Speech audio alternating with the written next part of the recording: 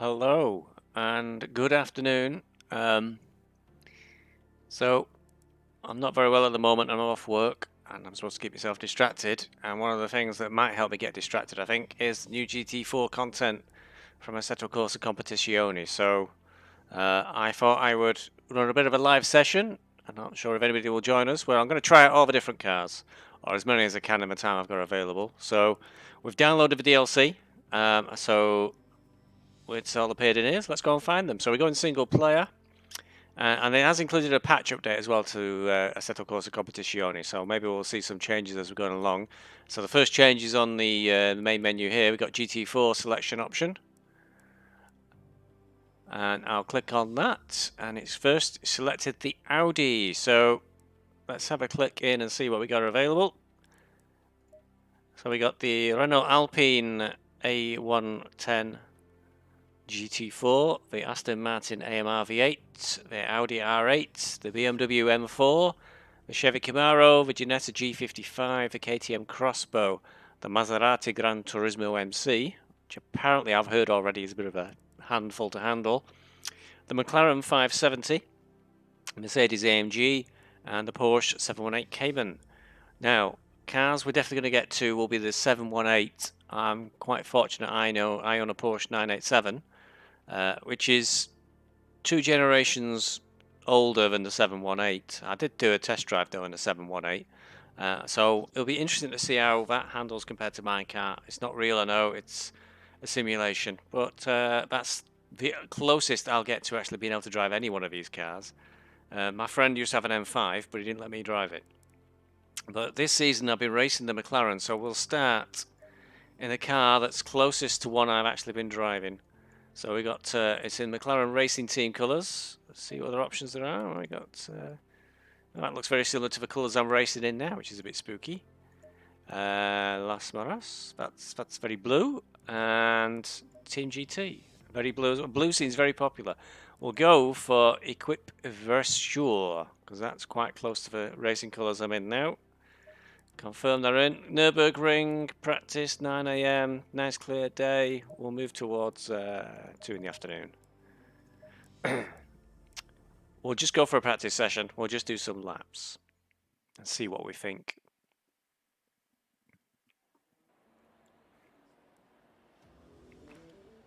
Okay, so into the setup. No messing about, straight to an aggressive setup. So we're supposed to have less TC available. Yeah, there's only 3 settings of TC now, and less ABS, so there's 1, 2, 3. And no ECU maps in this car. I won't have any telemetry. I'll drop it to 30 litres of fuel. There's no need to kill ourselves. I'm going to turn down the cooling fans as well. I'll blow my head off. Rotors. Put them on speed-related wind rather than just blowing my brains out. Okay.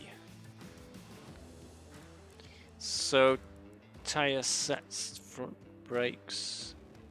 We've still got all 4 different types of brake pad available.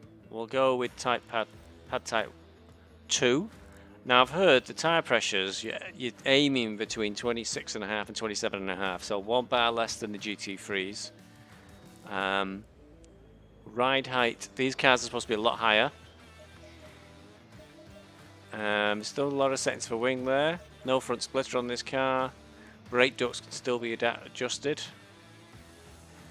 I never ever touch the dampers.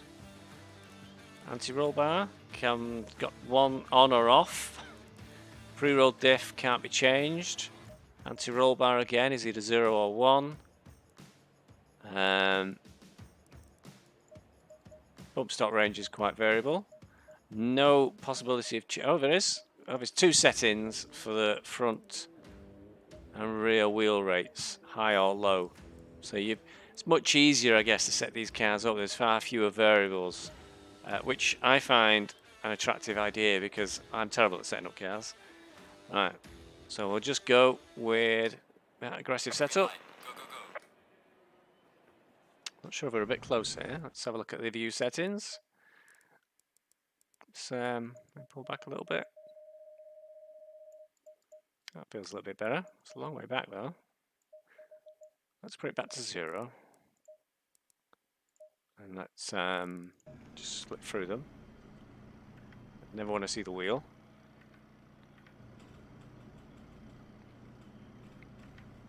No, you have to fiddle with this one. So, view settings. Let's back out a little bit.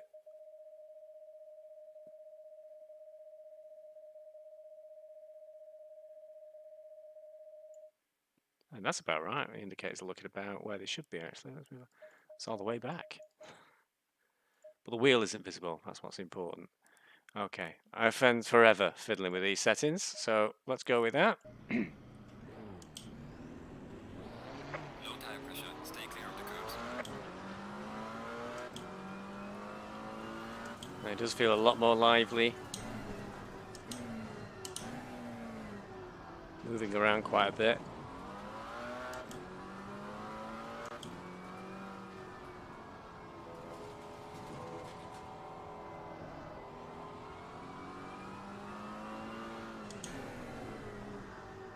Definitely feeling that less power at the moment, trying to accelerate.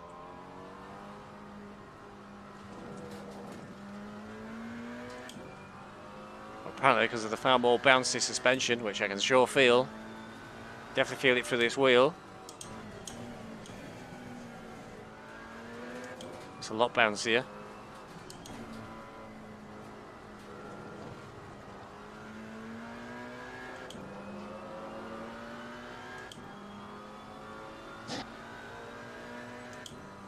Got my lights on. Oh, we still made it just. Well, those tyres are coming up pretty quick. Still not up to pressure.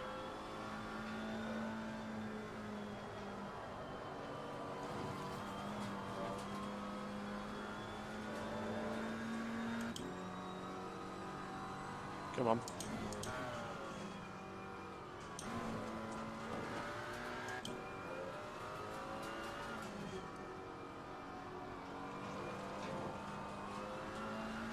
Well, I wasn't sure if it'd feel like within the same family as the 720S GT3, which I've been racing all season. It doesn't feel like it's from the same family. Even the driving position is very different. Much more of a normal driving position. The 720s feels like you're in the middle of the car.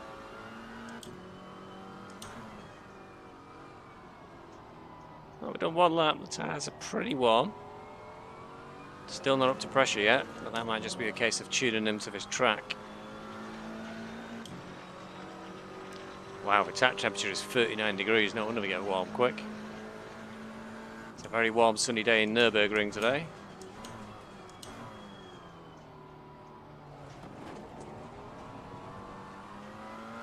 Feel the rears breaking grip then.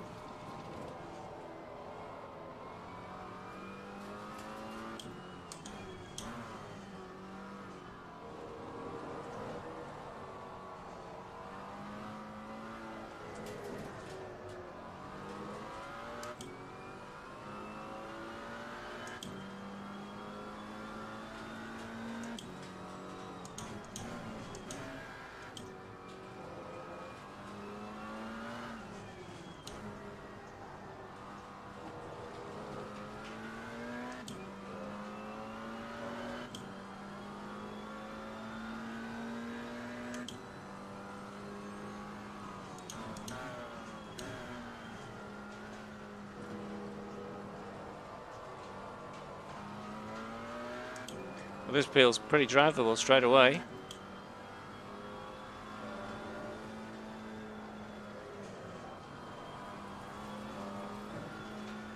Very forgiving.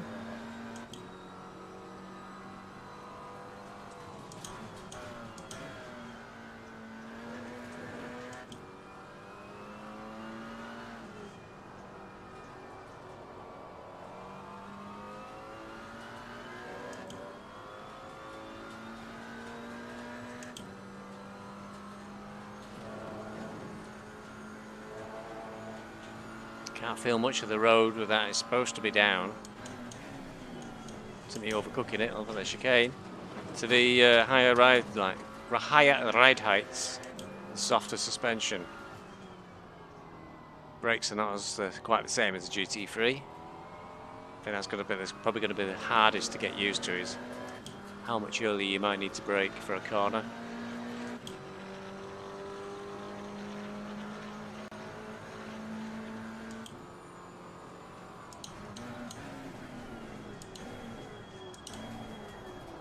Especially if we've got no ABS. Oh, we have greatly reduced ABS, greatly reduced traction control.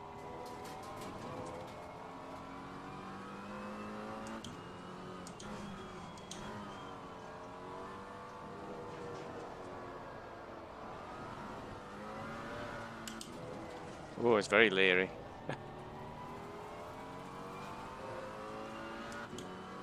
So tyres pressures are a bit low at the front, a bit high at the front. A bit high at the front, a bit low at the back.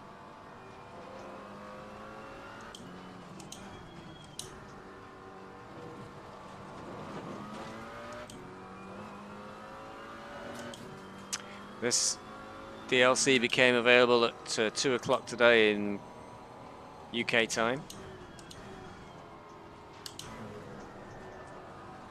I think it's about an hour later now. I've been waiting for something to finish uploading onto YouTube.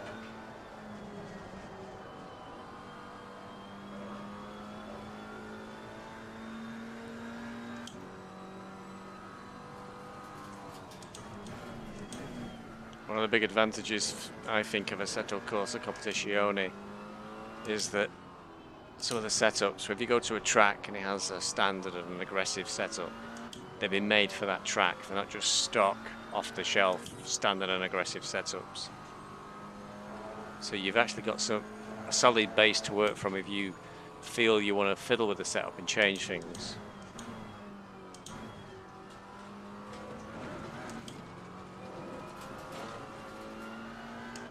I don't want to change anything yet. It takes me ages to drive a car to get used to where I think it needs to change. So it was disallowed after a mishap. That's 2:13, the first was 2:12. Still not managed a legit lap yet. Let's see what we can do.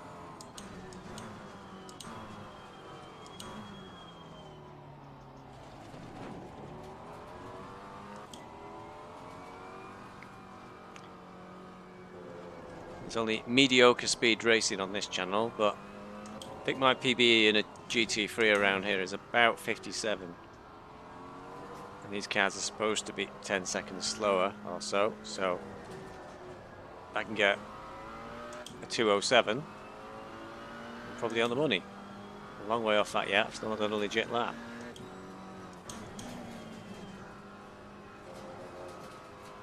That's a bit quicker though.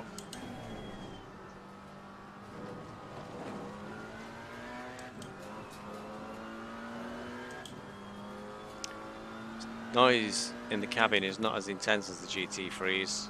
One of the things I really like about the GT3s is the amount of racket you get in the car, and it sounds so loud and aggressive. Makes it very immersive, great fun.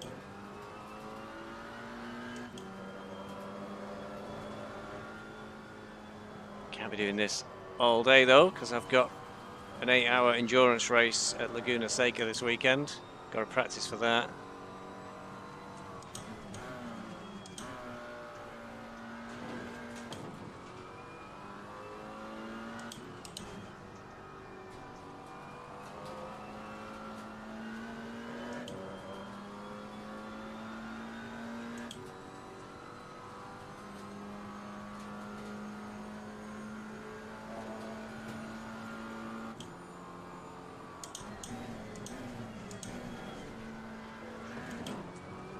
That's better.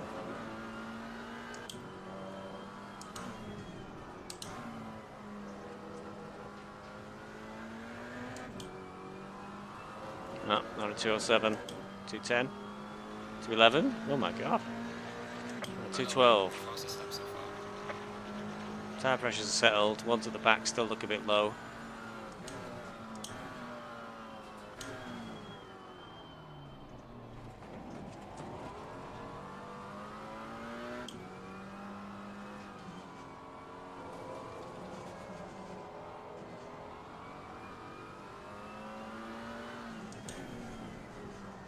I'd say just like the 570.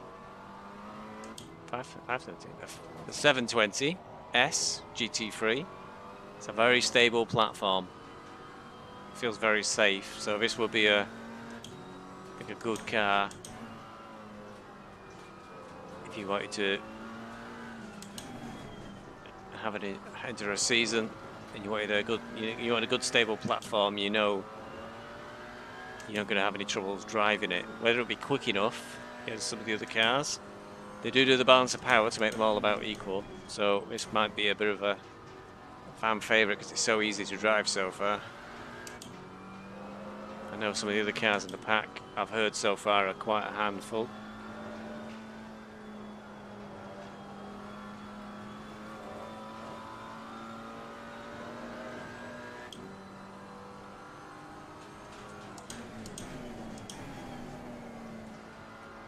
A bit of a rear slide there, but it was easy to catch it. 2-second improvement already on this track. This lap so far. Losing a little bit there. And the engine over rev, I think. I think we're hitting the limiter.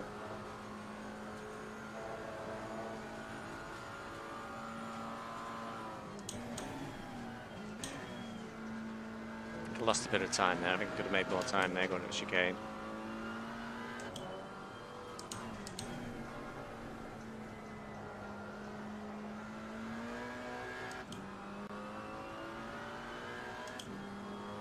Okay, but we've not 1.5 seconds off.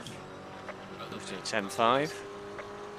See if we get below 10 and then we'll go and try a different car rather than just play with have all the toys out straight away. Try them all out. I don't think I really saved any time there. That was not a great first corner.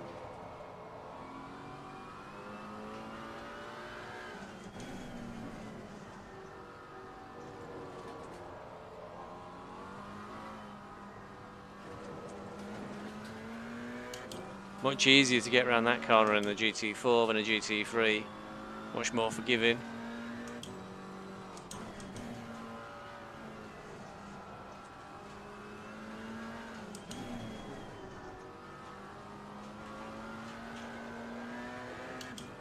Oh, already 3/4 of a second up. Nope, half a second up nearly. I always misread that.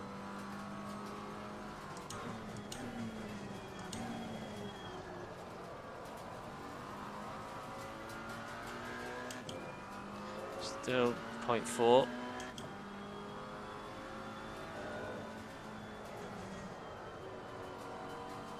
I was hanging on a bit then, losing time now. It's poorly taken the Schumacher S's.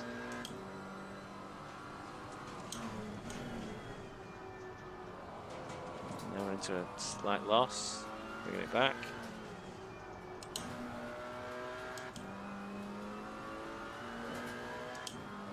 You definitely got a lot more leeway when you get a bit of a slide on. Your car was sliding around that corner then quite nicely. Oh, didn't need 6.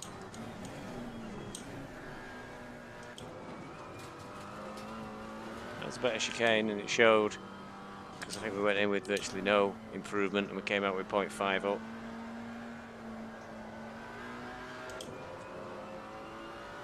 It's dropping away now.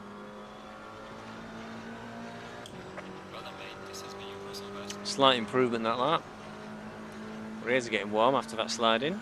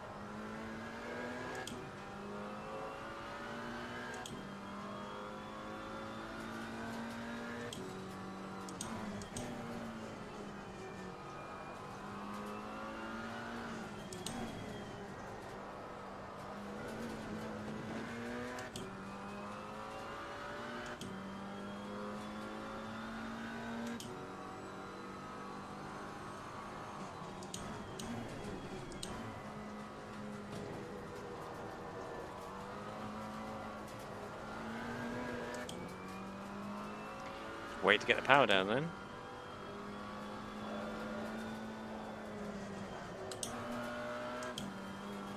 Ah, this lap's not going any quicker really.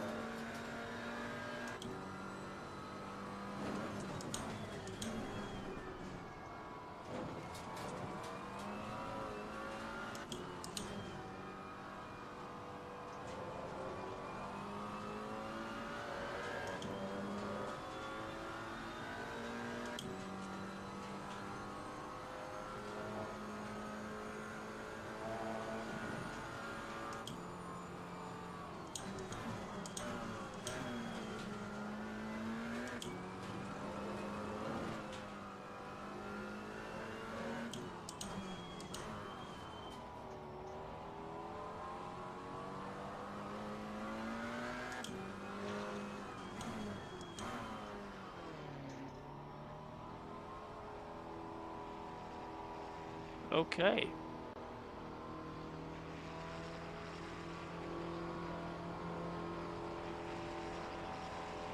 So, 2:10.4 is the best lap in the McLaren.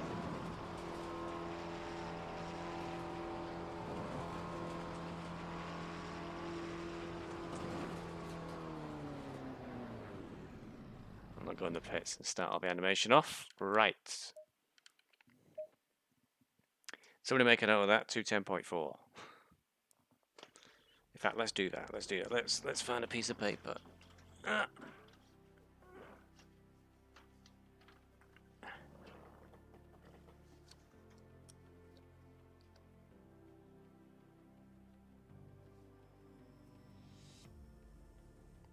Not very scientific because we're not doing very many laps to really get used to the cars and being able to pull it together. The ones that perhaps are a little bit trickier I'll probably be way off. Let's switch to the closest to my car we're going to get. I'm not actually a massive fan. How have the artists really struggled over this? I'm not a huge fan. Oh, it looks very technical with lots of circuit board stuff on it. Oh, it's got to be gold. It's not a Saudi Audi, but it is close. Not that I see much of it in the car. A little bit forward, a little bit back, just in the middle. Right, we'll go aggressive again and down to 30 litres. Oh, aggressive and 30 litres. Oh, there's a front splitter on the Porsche. There wasn't on the McLaren.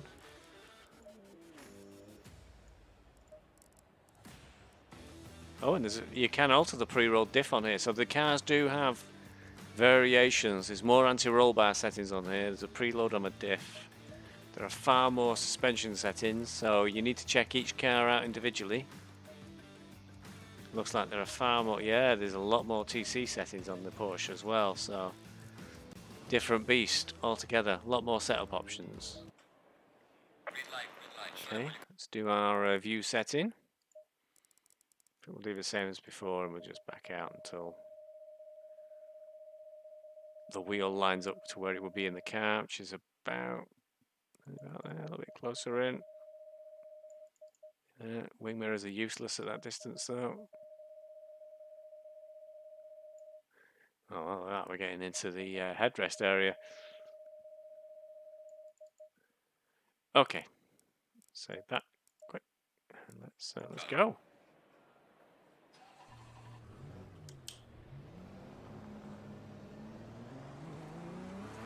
Low tire pressure, stay away from curbs.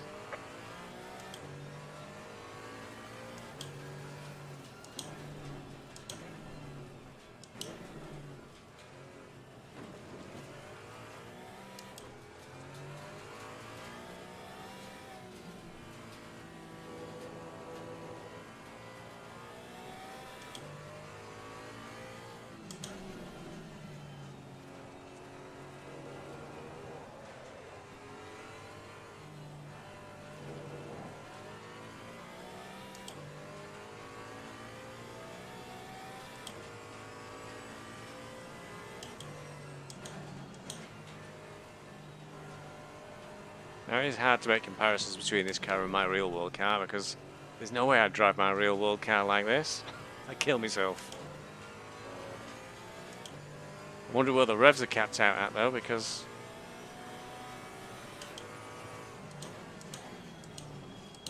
one of the things I love about my car is when you push the engine into the 6,000, 7,000 RPM range, it sounds amazing.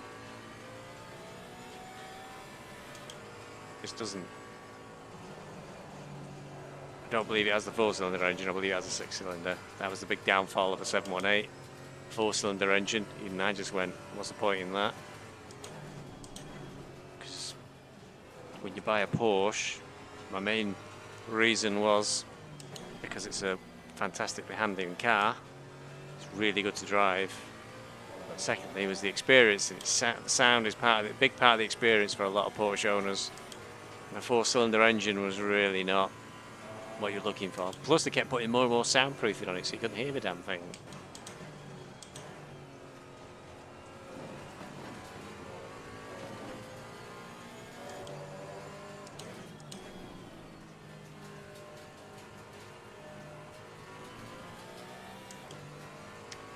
But this has got what I'm used to, is good solid Porsche handling. It handles really well. Really tight, just like a real world car.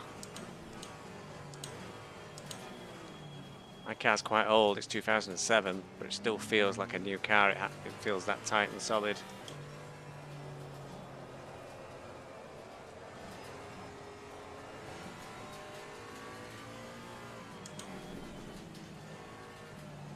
Yeah, really able to slide this quite easily.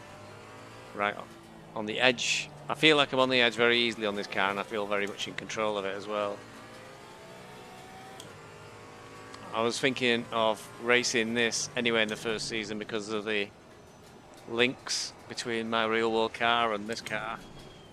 But driving this now and the way it feels and handles, it might have been that way anyway. It's really nice, this car.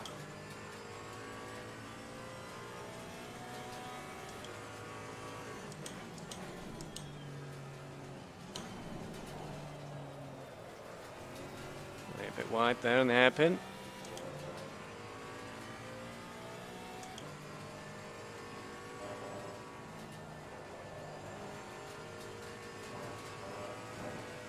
So it feels like the turn-in's a little bit better than the McLaren. The McLaren, I was going a bit wide on the Schumacher S's. I outbraked myself there and still managed to recover it and get it round.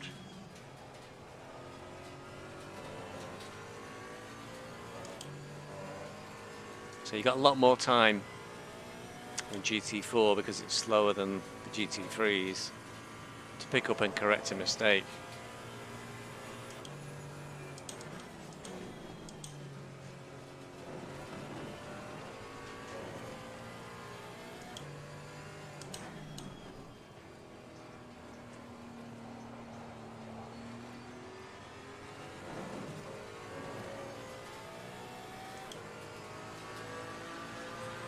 It's 2:10.1 out the box, first lap, so already faster than the McLaren and the Porsche.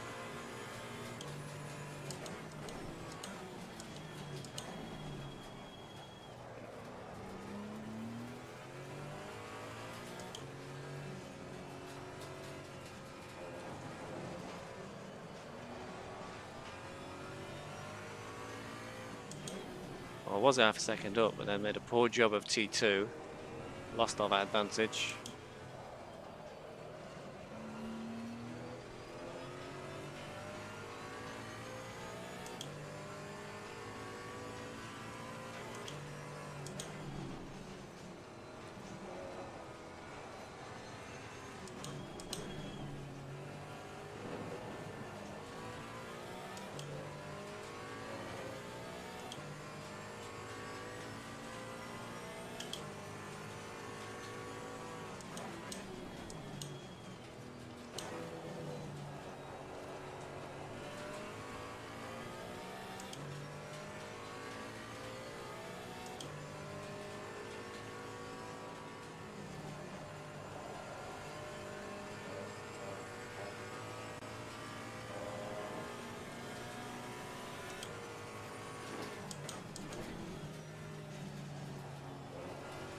Nice rear slide there around the corner.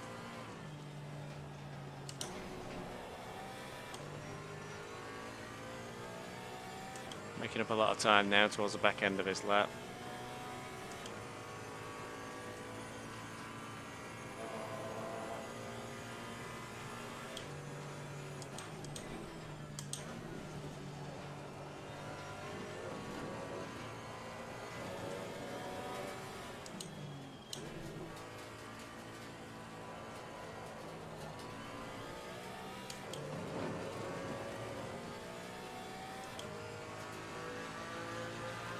So 9.4.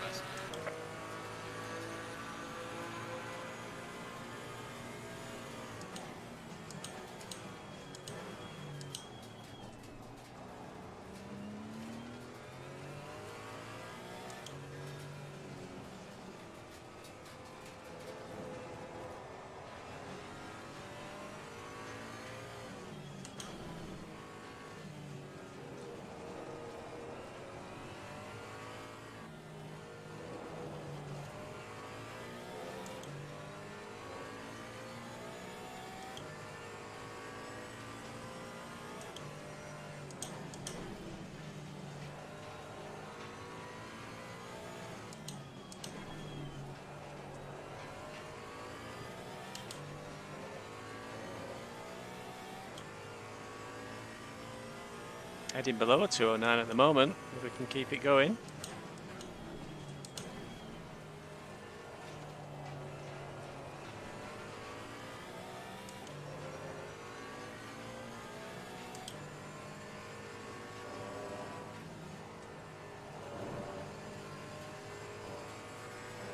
Doing an attempt on a manoeuvre like that in a GT3, I think, could kill you.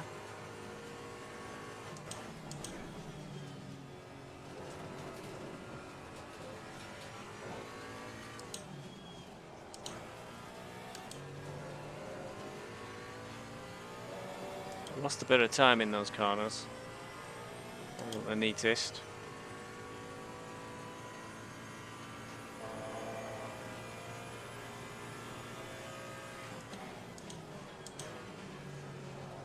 I think I could probably get around the chicane faster as well, but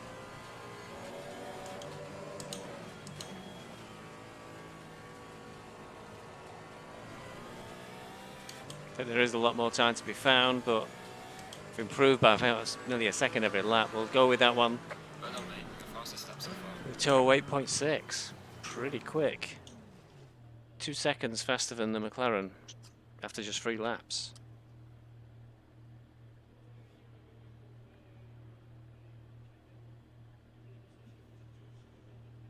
So, what should we go to next?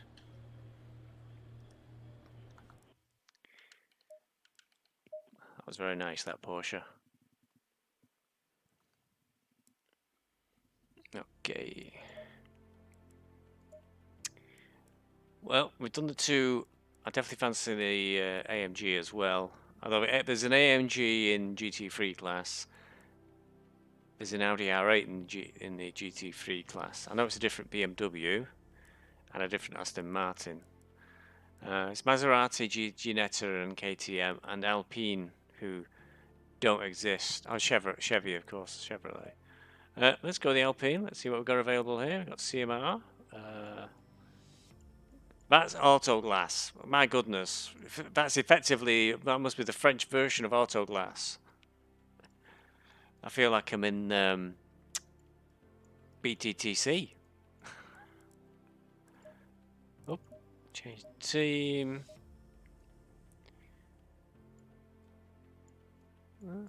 Well, blue. Burger King. Well, that's settled then. It's Burger King. I like Burger King. I like the flame grilled burgers. So, Alpine.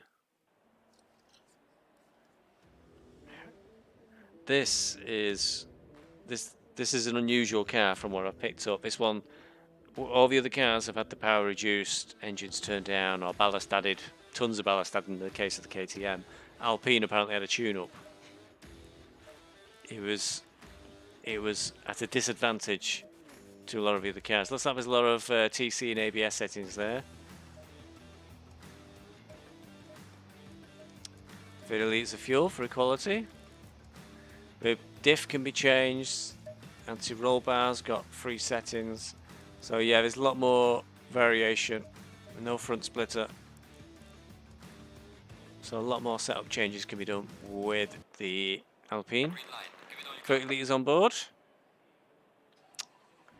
And let's do the view settings. Let's back up again.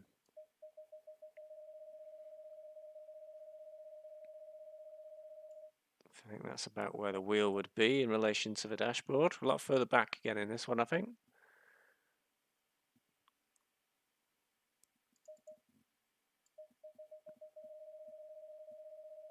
Oh, actually, it could be further back. Not sure. There's a lot of info missing. I don't know where is it in the wheel? Normally. Now what we can do is dashboard display in HUD. It looks like we're losing all of that, so we'll turn that on for this car. Otherwise, we won't be able to see any info. So that's a replication of the dashboard. We'll just turn it off for a second, just to make sure it's not obscuring anything interesting. And we'll drive out. I don't know, we're supposed to put in there binoculars or something. So we will turn that HUD replication on. Otherwise, there's nothing for us to look at.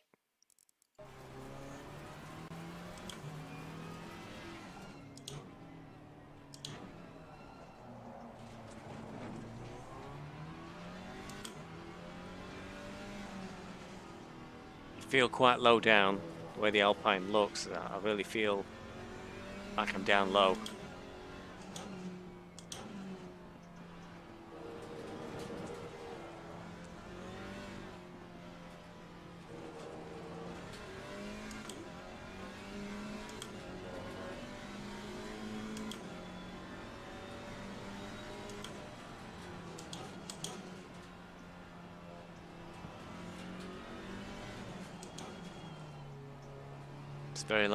Very lively indeed. You can feel it move around a bit when you're braking. It was trying to wriggle about.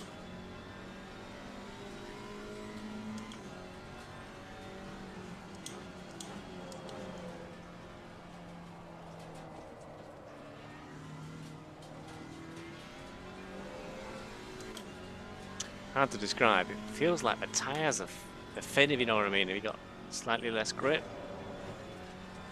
Feels fine though. Don't feel like I'm going to shoot straight off the track. But it just feels like it's got a little bit less grip than the Porsche just drove.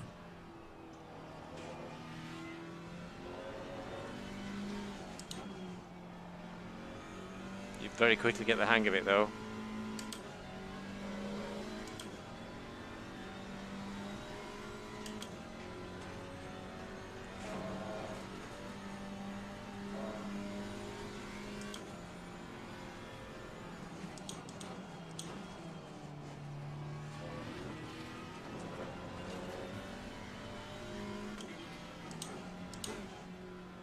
Very bouncy. You can see the car bouncing when I'm changing gears. Or at least I can.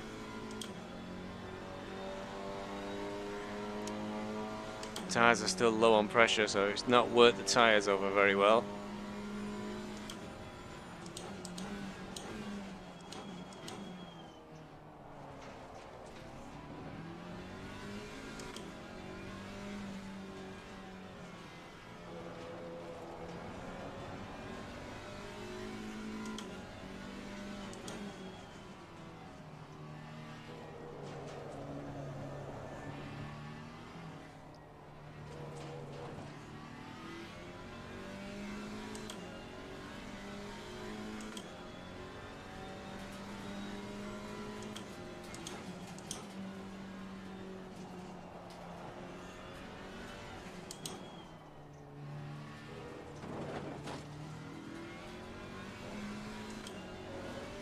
With the word being of less grip and less downforce than the GT3s, I'd be worried I'd be flying off the track every lap, but I've not felt anywhere near to actually losing the car.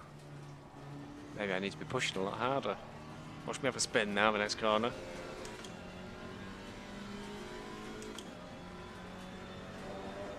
this one really does feel like it's hard to get it going. Like it's labouring to move quick.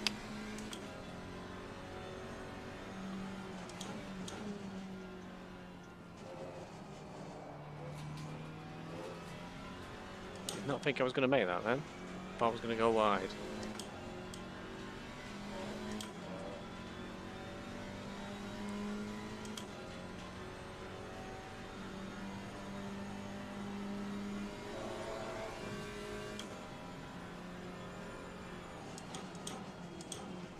Not sure what the time's going to be, but it does feel like it's taken an eternity to do this lap.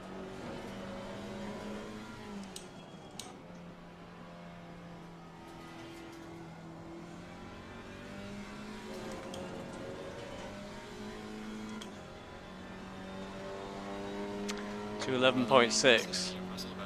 It's a little bit slow, and I've got my eye in, but the tyres are still a bit low on pressure. Maybe that's a good thing if you're really looking at these only do sprint races normally, GT4s of an hour long, but I know there's rumours that they're going to be arranging multi-class endurance races with GT3s and GT4s at Apex Online. So you could be driving this car for 8 to 12 hours as a team, of course.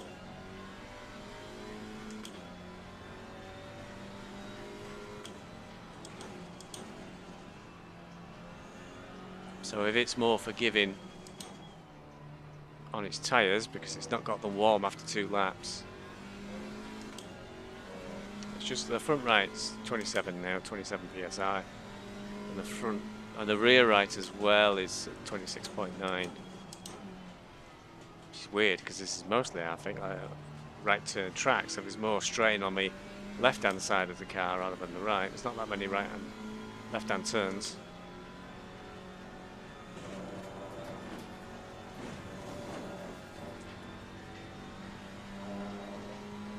It's struggling. Perfectly lovely drivable car, but it's just not quick. Not so far anyway.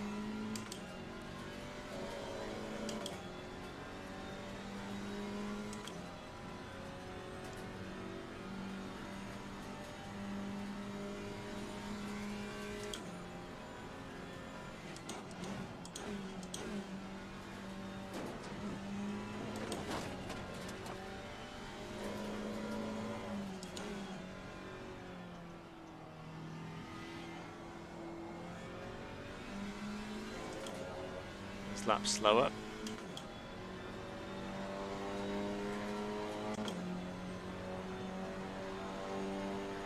See how this lap compares.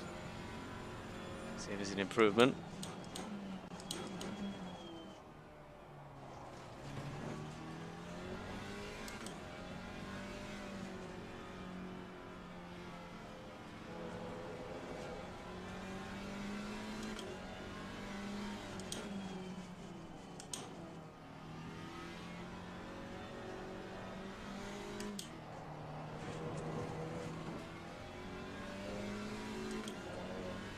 Quite a cheeky corner there.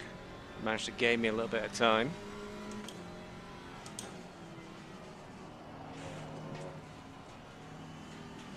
That was a wild corner there. Went through sideways almost.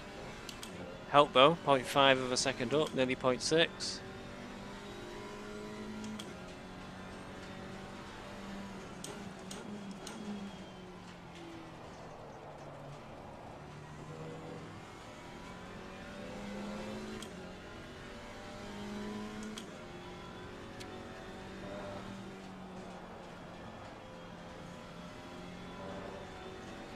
Okay, if you drive this on the ragged edge, you do start to make time, but not much.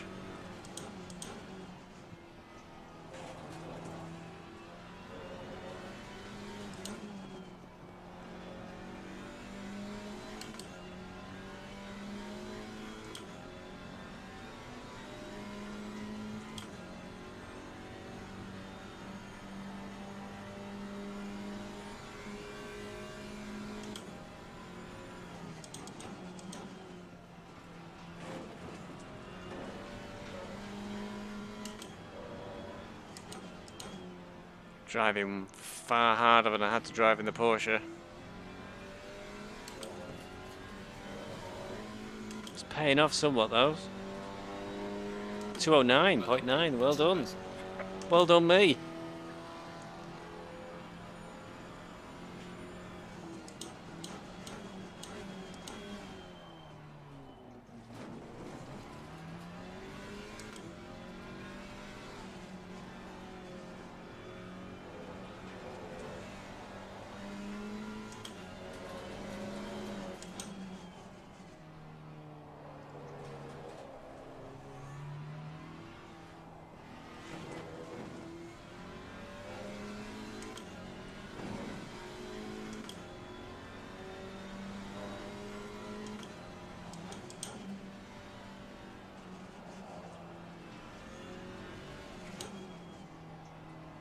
Yeah, I think there's clearly time to be found in this car. I'm 0.42 up already.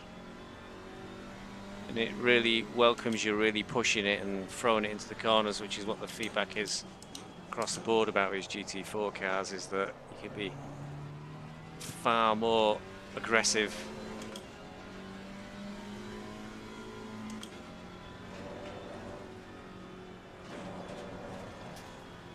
You'd never gotten away with that in a GT3, you'd have spun right round.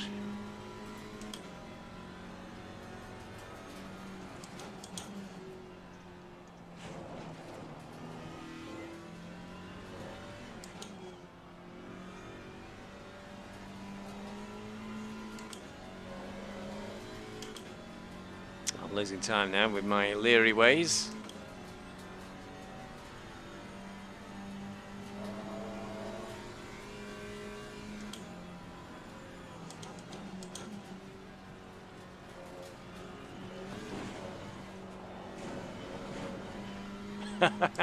You'd have definitely never got away with that one in a GT3. And all the time's gone. Being a bit crazy.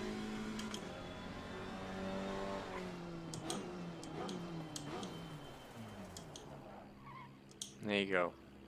The Renault Alpine with the binoculars, our best was a 209.9. So way behind the Porsche. For about the same number of laps. I think the Porsche got there very quickly, didn't it? And just kept improving lap after lap. Okay.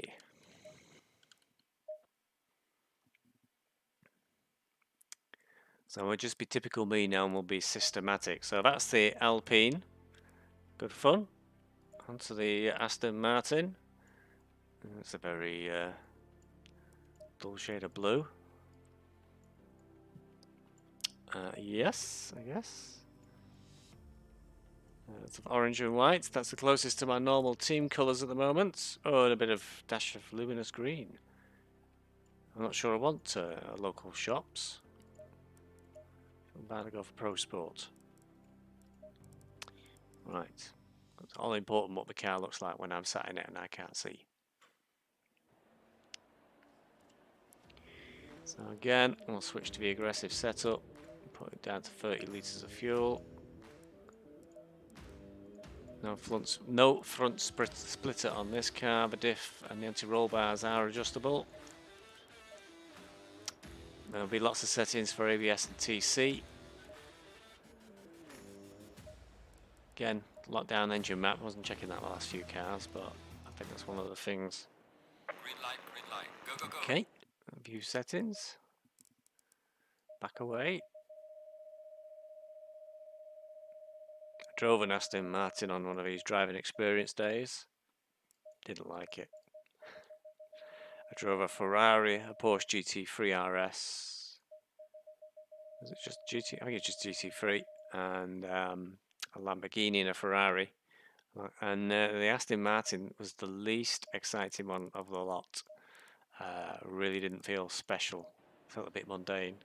Of course, the Porsche was fantastic. And by the time we got in the Lamborghini, bearing in mind I was there first thing in the morning, the brakes had boiled and he kept telling me to go slow. Stay away from curbs. So I wouldn't recommend when I was driving experience days. It was a bit pants. It's a very nice gift, but you got barely 2 or 3 minutes in each car. It was really rubbish.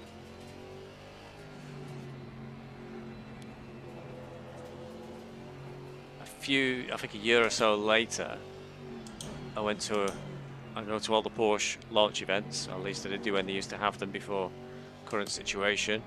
And I asked for a test drive of the 718 because I went to the 718 launch event. And the big Porsche computer must have decided I was going to buy one. So they contacted me with a free driving experience day at the Porsche Centre at Silverstone. Free. So obviously I took it. It's brilliant. I think it's a bit expensive, but if you want to do a driving experience, I would highly recommend that or something similar. You got ages in the car. I think I was in the car for about an hour, and they've got a special track where you can practice driving on slippy roads. What happens if the rear end breaks free? It's and they've got water spraying, so it represents ice. It's a really, really good experience. Way better than a driving experience day, where you're supposed to try out all these different cars, and it turns out to be a bit pants. So far, this Aston Martin feels great. Sounds great too.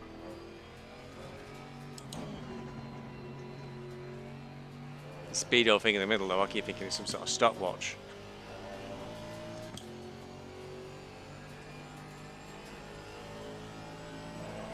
Those 2 arrows either side of it look like some sort of alarm bell thing.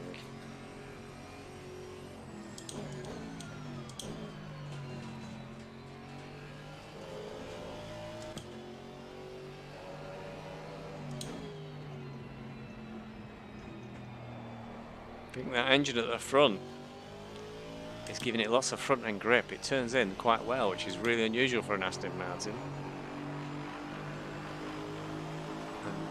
I'm sure my perception of them is huge lumbering things that won't go around corners with massive amounts of understeer, but that's not what I'm getting here. I'm getting really good front end grip.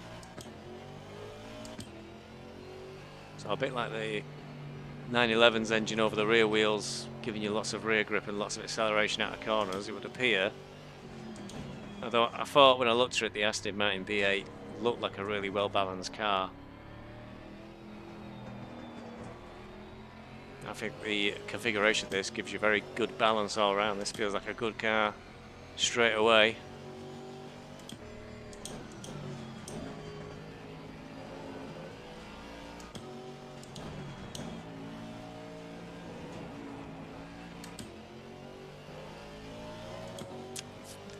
I'm feeling the way you're driving it, it really encourages you to have a go.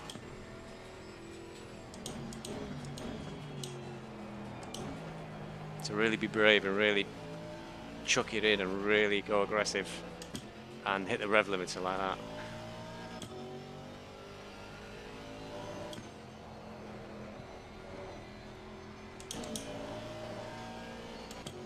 I'm getting the wrong gears. I need to turn the volume up or something.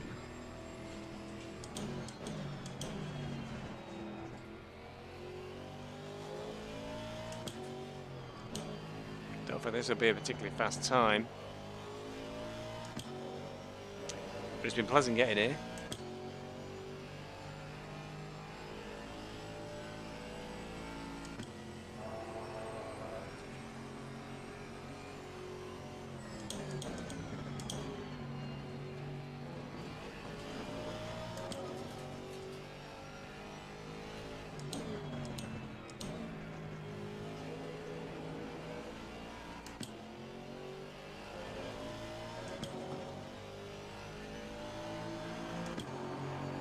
To 11. Well done, mate. The fastest lap so far.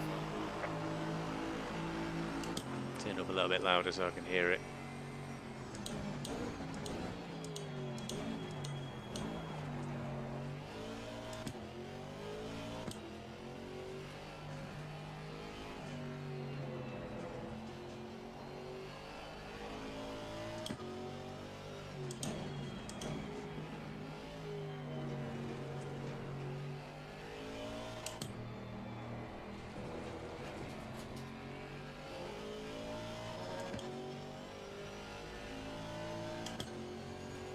So we're up already.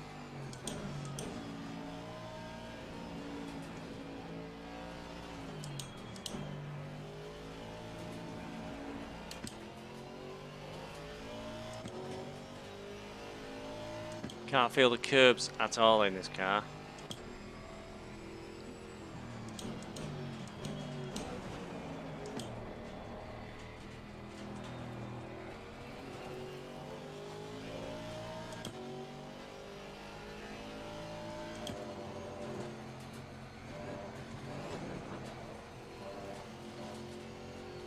But the ability of these cars to almost ignore the curbs means you've really got to probably learn some new lines through some of the corners to take advantage.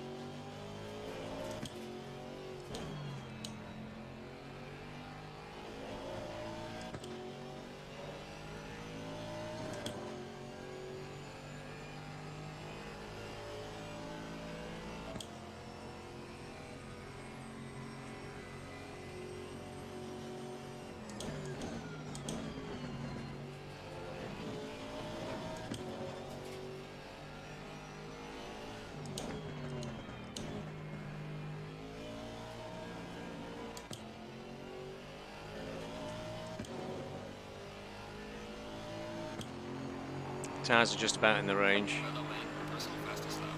pressure wise. 9.5.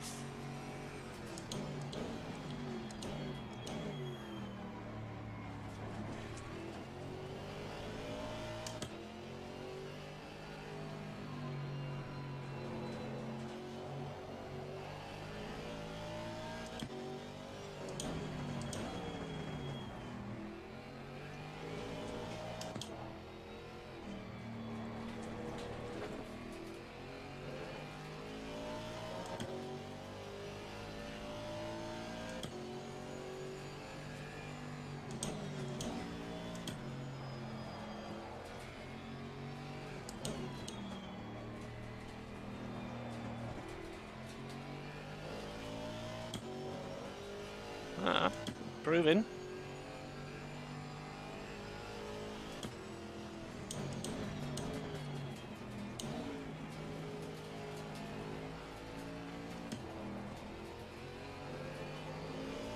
Do feel slightly in between gears at times. This is 50s now, too high. 4 felt too low. So that might be the shortcoming of this car. Gear ratios could just be this track course. Might be a different case altogether at different tracks.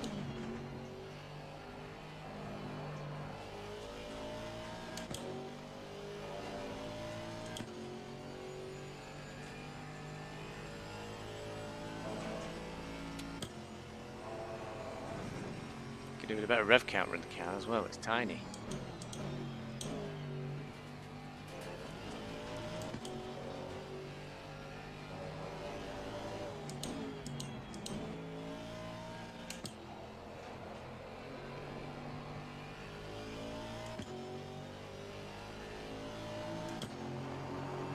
Do one more lap, I think.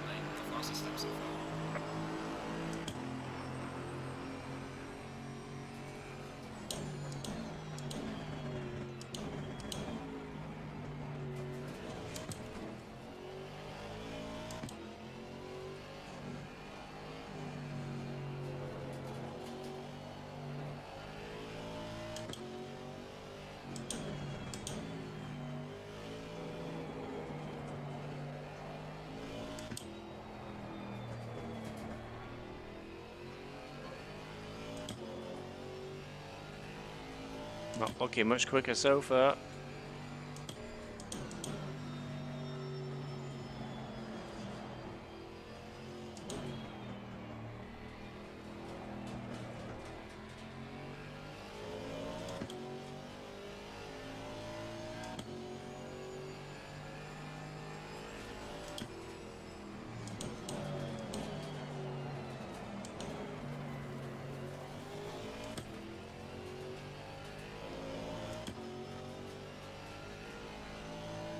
Made up a little bit of time there coming out the hairpin, but only a little.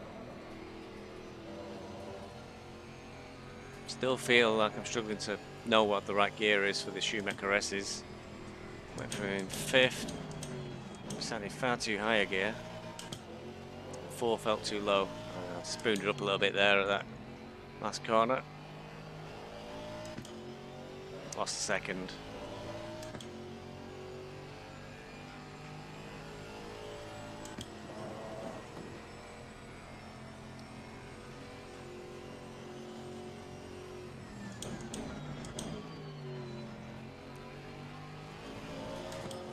Maybe it's a little bit like the one I had the experience day in, and it feels a bit quiet. Weirdly. Can't hear the engine too well.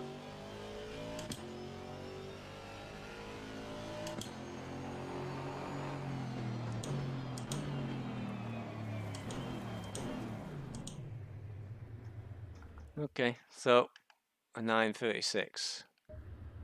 Oh, a 9:39. So we actually got there.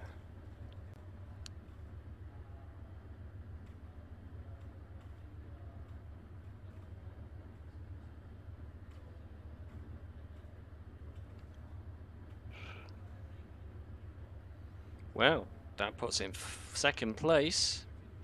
Well, faster than the Renault. Renault Alpine.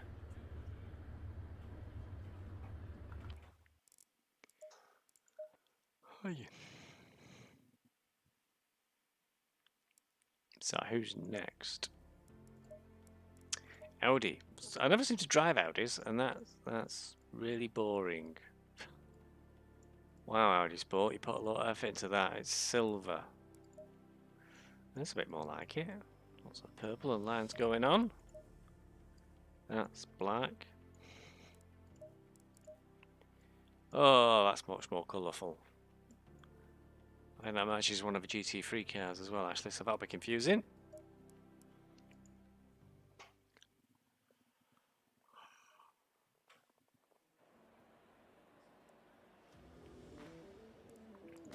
Into the aggressive setup. Put it on 30 litres. Have a quick look around. No front splitter. No adjustment of the anti-roll bar at the rear. There is at the front, but very limited. No adjustment of the suspension wheel rate. All the bump stop range, you're very, very fixed on the Audi and what you can and can't do. Only 3 ECU traction control settings. ABS is either on or off.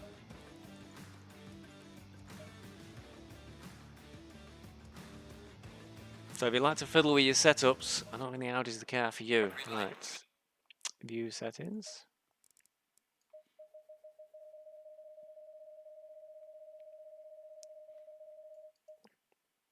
Is that right?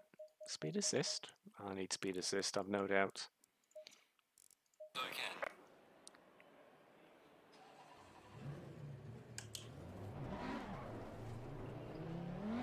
Low tire pressure. Stay clear of the curbs. It certainly wants to break away from me straight away.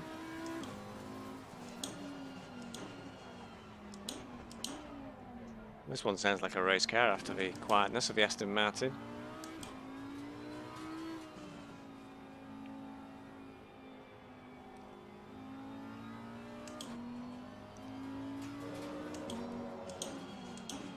This A-pillar though on my left is gigantic. I know I've got triple screens which helps, but if I didn't, I'd barely be able to see anything.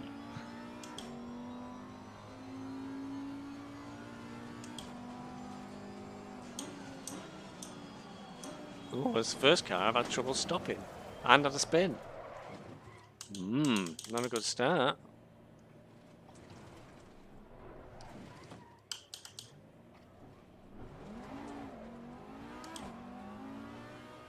This one feels like a handful.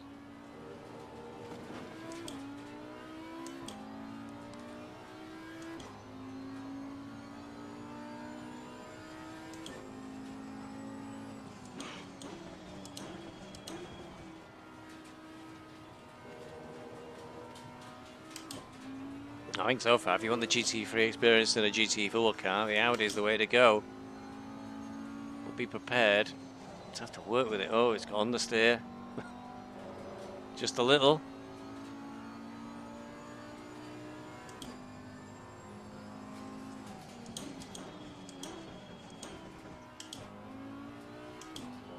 I'm already feeling Only the most dedicated Audi fans will be able to try and claim this is a really good car. Very much a handful. I've had lots of understeer. I've had a spin. I've not had a single spin in any of the other cars so far.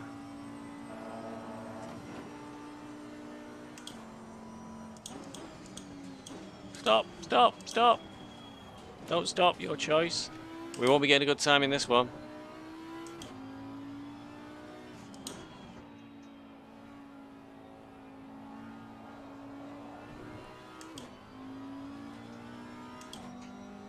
I think if you can master it, you'll probably get a good time. There's no way I'm going to master this in 3 laps.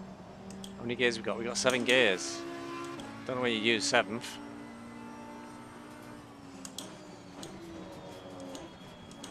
He will not stop this car.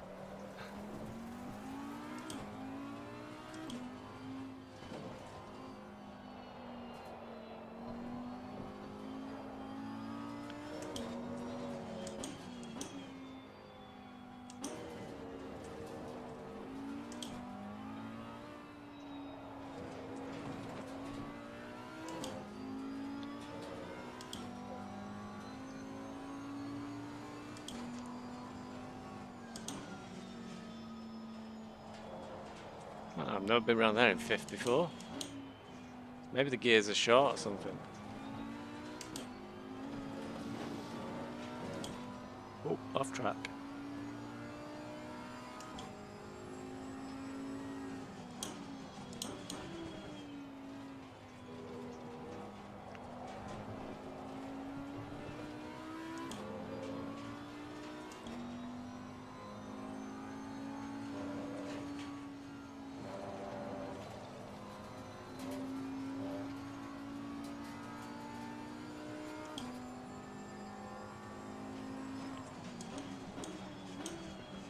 I've never driven an Audi yet in ACC.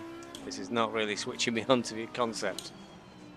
I mean more than a lap or 2. I know when I was doing car assessments for the current season of GT3, I did try the Audi and I seemed to get a decent time, but I was aware that a lot of people said it's a very difficult car to drive. Might just be it suited the Nürburgring. Stop, stop, stop. Don't feel in control there at all.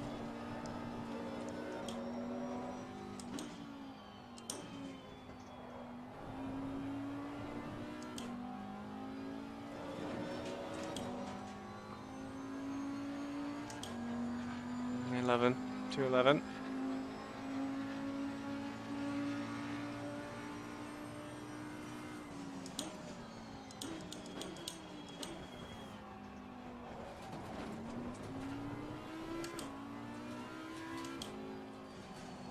Yeah, the gears feel short. I'm in this corner in 4th instead of 3rd. Did T1 in 2nd instead of 1st. I'm in 3rd already on this corner.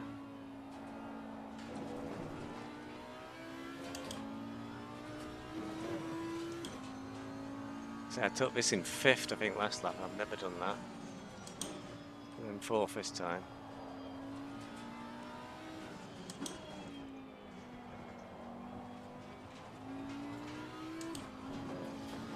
Off again, that's twice. 2 laps on the trot, I've been off there. So yeah, it's got some issues, I think, the Audi. Which I've no doubt you could dial out.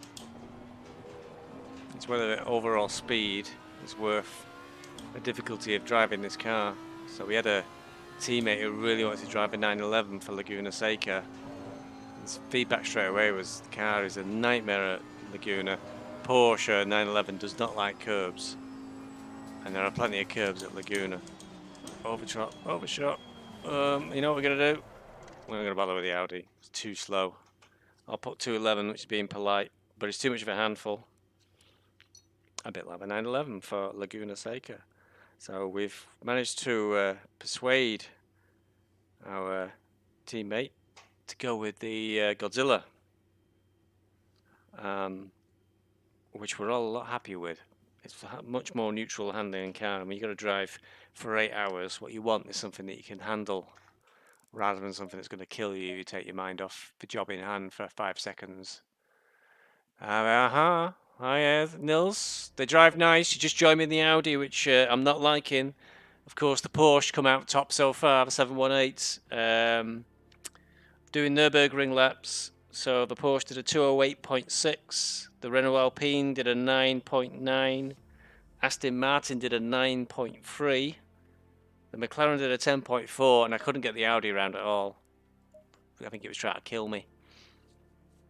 So far, of course, as always, Porsche is best. That's a Manchester City fans will like that one. Oh dear. Oh dear, oh dear. Oh, very, very black. Oh, I got that one. Oh, that's confusing on the eye. That will help. If you put that paint scheme on your car, people will be too distracted and they crash. And it's called vision as well.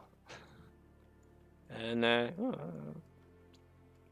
just 1 or 2 sponsors on this car. Let's go for the eye confusion. Because this sort of thing, this is the sort of paint scheme that Morphe will go for, but it'd go for this layout but change the colours.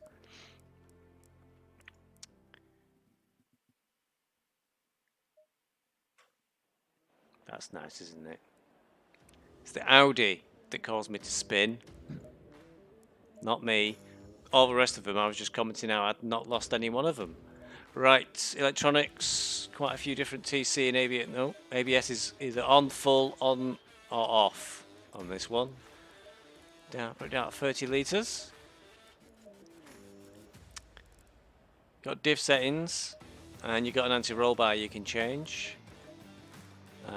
No front splitter on this car.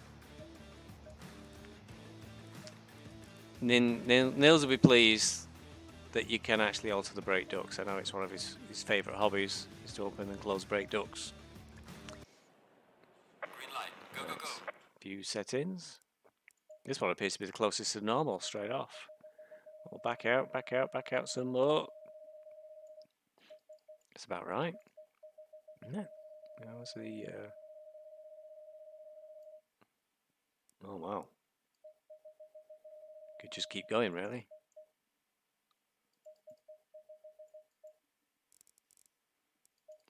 I usually end up changing these about a dozen times. Camouflage. Right. The Beam has been a bit of a favourite with people so far. Low tire pressure. Stay away from curbs. It certainly sounds. It sounds like you need to change gear and you barely got it throttle going.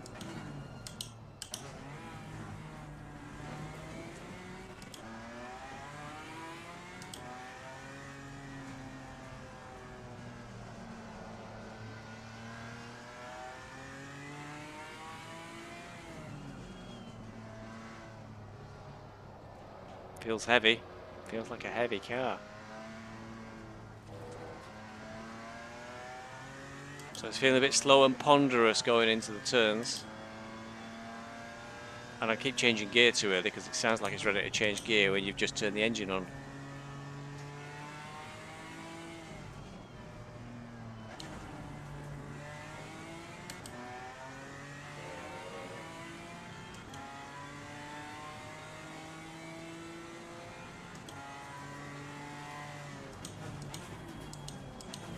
I always feel like I should be going to the shops when I get a BMW M3 M Series. Family cars.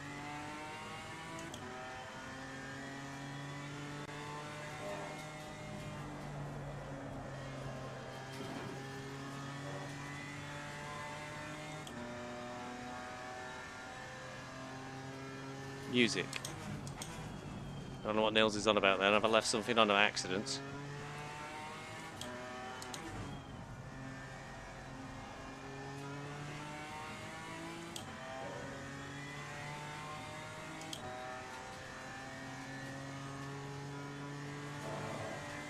Is he off?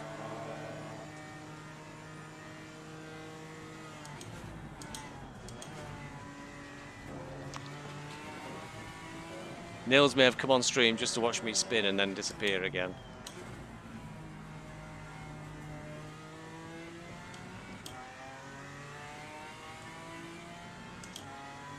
It feels quicker, more easily to handle, heavier. We'll find out in the first flying lap, really.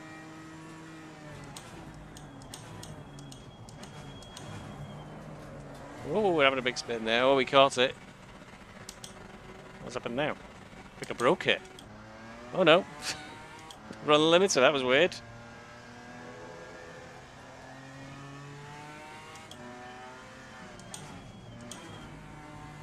Thought he managed to break the car then. I think what might be coming in a later update for ACC is engine wear and engine damage, especially for endurance races. All the way through they've had a little engine light in the hood. And he's never done anything. And I keep thinking that we let people do entire 90-minute races and they all do it in qualifying mode on the engine map.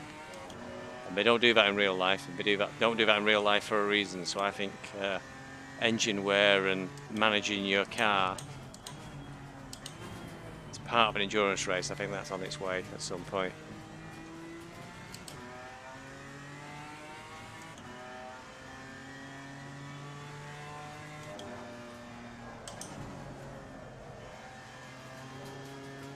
Okay, so we had the mishap where I accidentally got it stuck on the top of the engine limiter and I thought I'd broken the car.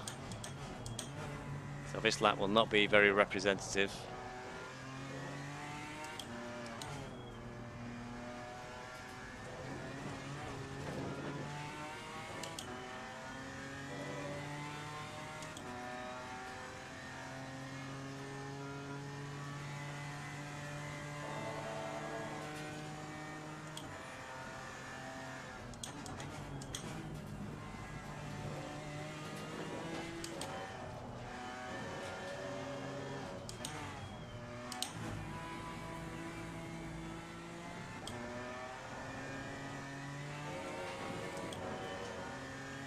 Yeah, it's quite slow this lap after a couple of mishaps. Well done, mate. Personal best.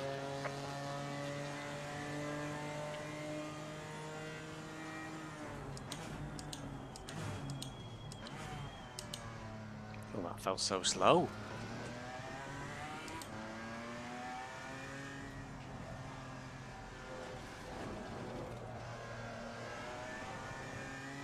I'm not finding this very precise.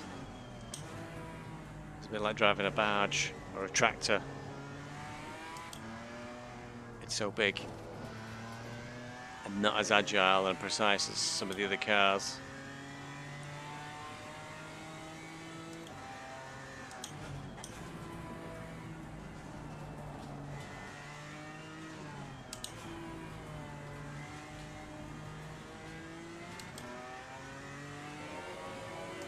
It's showing on the projected lap time, which isn't quick.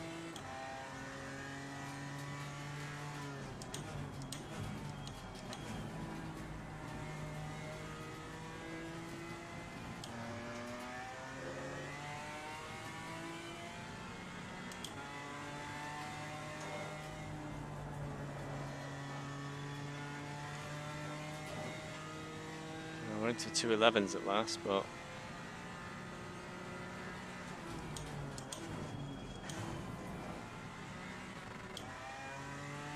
rev limiter again. Doesn't seem to want to turn. Won't rotate very well.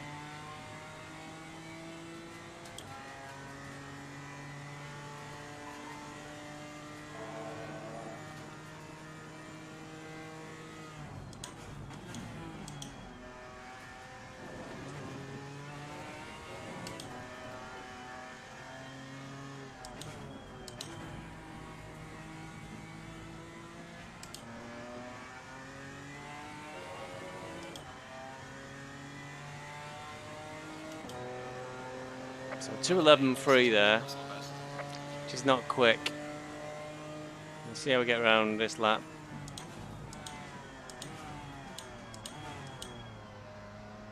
Some of the cars always seem to require a lot of work to get speed out of them. You can do it. It doesn't come as easy as some of the others. Right, now BMW might be in that category of where you've got to really get used to it. Do a lot of laps before you can master it.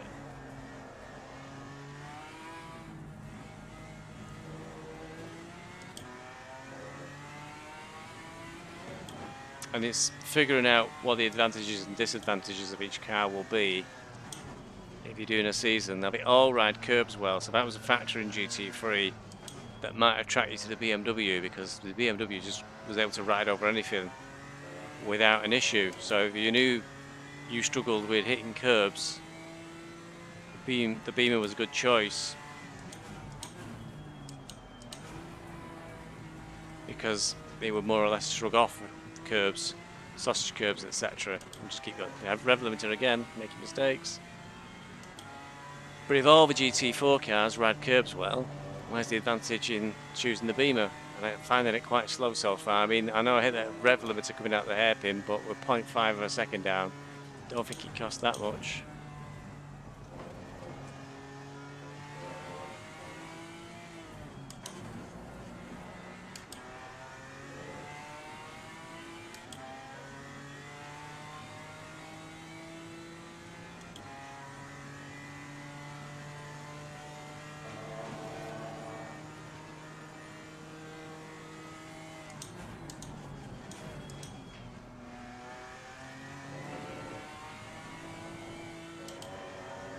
Oh, we got a disallowed lap as well, somehow.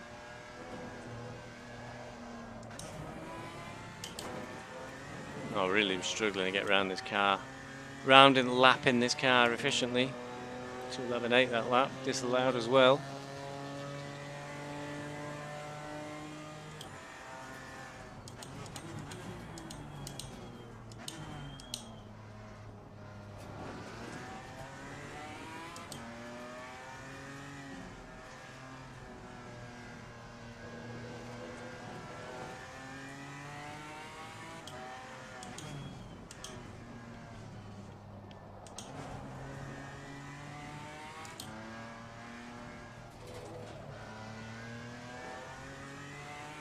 So we're a little bit up, but it's still in the 2:11 range.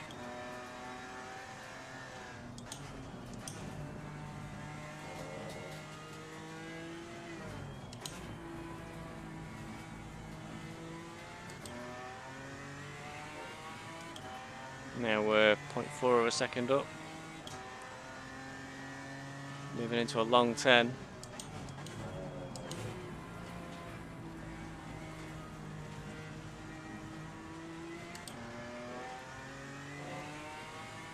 Lost that time in the hairpin.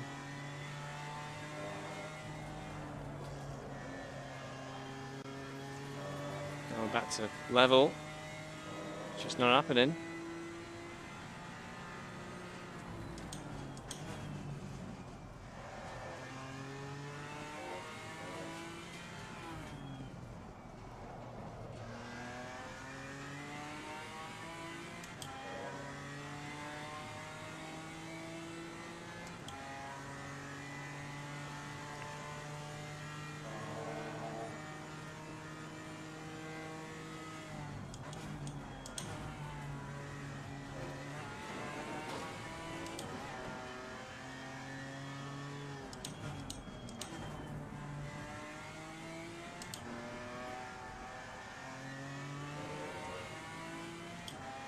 Struggling to get under a 2:11. Well done, mate. Personal fastest lap. Very slow, really. And on reflection, the McLaren seems to be quite slow too. Although that was the first car out, we might give that another bash at the end. But a 2:11.0, very slow. That's as slow as the Audi, but I never even got a lap out of the Audi. They were all disallowed because they spent so much time struggling. On to the next victim.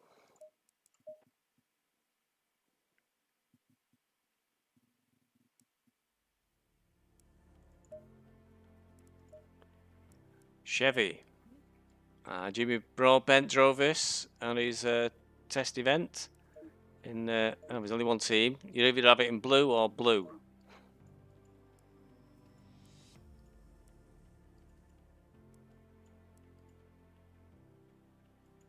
It's in customize. Oh, there you go. Bit weird. Okay, design now. Oh, no. Okay, let's forget that. Let's just drive. You can customize the cars, thank God. comes to league racing, you definitely need to be able to tell us apart. Okay, into aggressive, down to 30 litres. Aero, no front splitter. There's a little bit of rear wing alteration available, some ducts. Not surprisingly, it's at its lowest height settings. I imagine you'll find that quite a lot. Oh, we can alter the rear def, put it back to its default. Bit of anti-roll bar alterations, suspension. Bump stop range can't be changed. Fairly wide range of traction control and ABS settings. So let's go. Green light, give it all you can. Back away, back away, back away.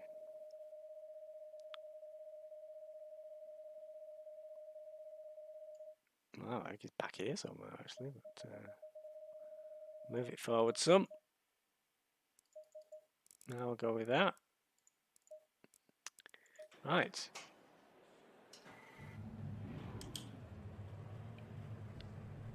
I believe this sounds like a proper American muscle Low car. tire pressure, stay clear of the curves.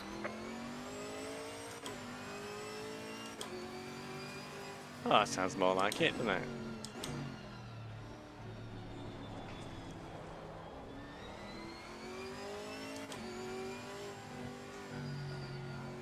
It's feeling more loose at the rear end initially. It seems quick.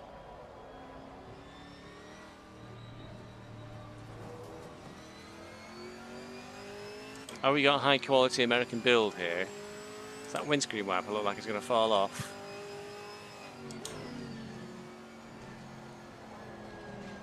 Ooh. It's interesting. Handling. There's some grip out there somewhere. I'm not sure where it is, but there's grip somewhere. See where it's letting the tyres get up to temperature and pressure.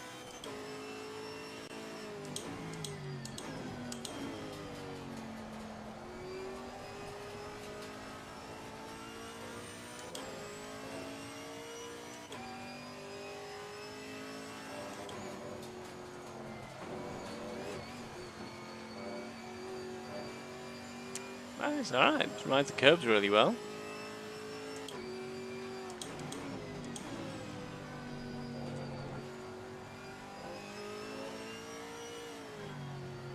Yes, my windscreen wiper's in danger of falling off on a high-speed straight, I think. It's moving around.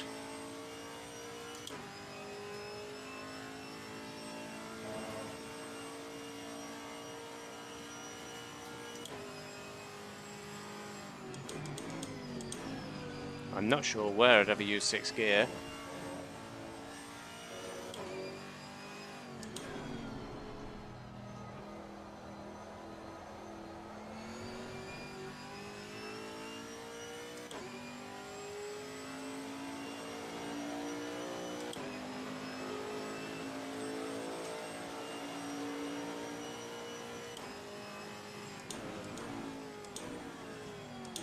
Only just made it into 5th on the main straight.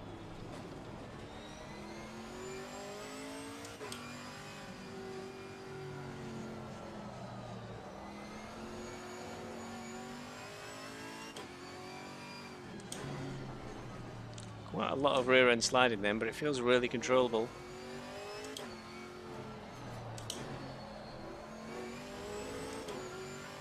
Slight bit of understeer there with laps been disallowed.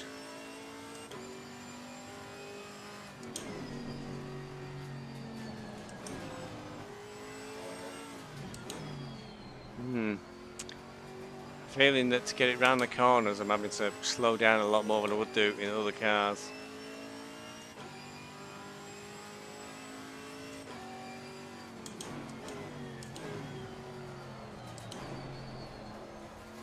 I was going to first on the hairpin. A lot of the other cars have been second there.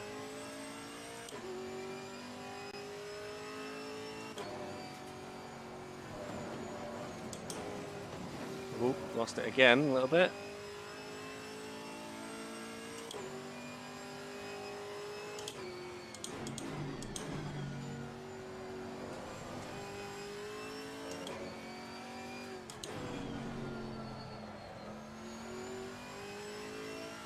So my initial impressions are the grip is nowhere near as high a level it is as some of the other GT4 cars. So you have to compensate for that, and I think that makes, for me, that makes me a little bit slower.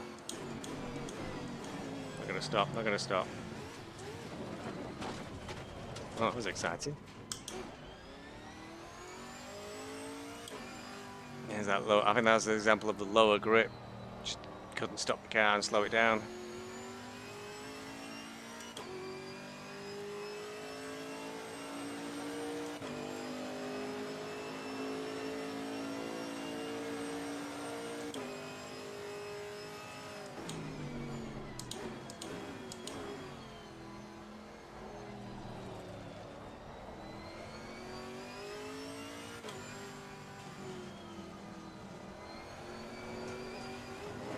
Ooh. It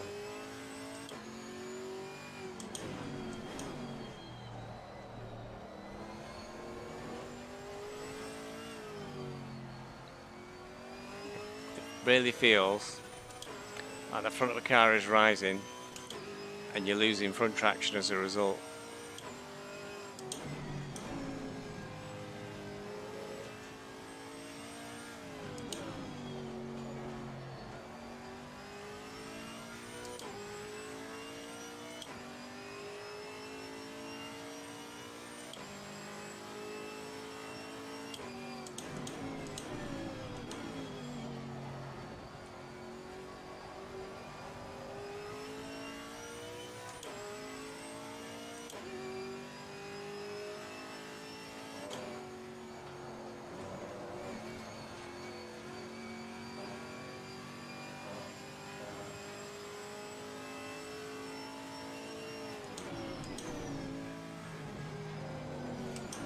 Gone wide, another disallowed lap.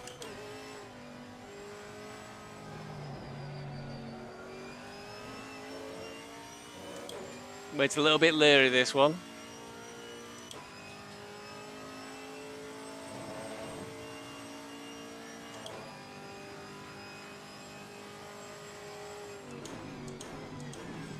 Stop that time.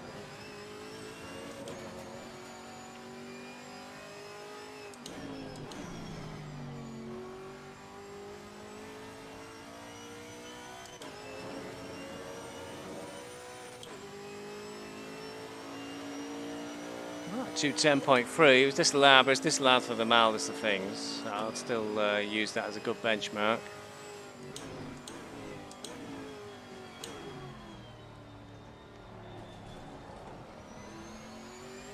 So this is all very non-scientific tests, but all cars are getting the same opportunity. Every car going for aggressive setup, setting the same fuel level, and doing the same number of laps really, 3 or 4, 5 maybe laps. That's off. In terms of drivability, and if it keeps going off, I mean the Audi I couldn't even get a lap in without a lot of work and a lot of laps to get used to it. I'm sure it'd be capable of a very quick time, but out the box, it's still going to be a lot of time to get used to it.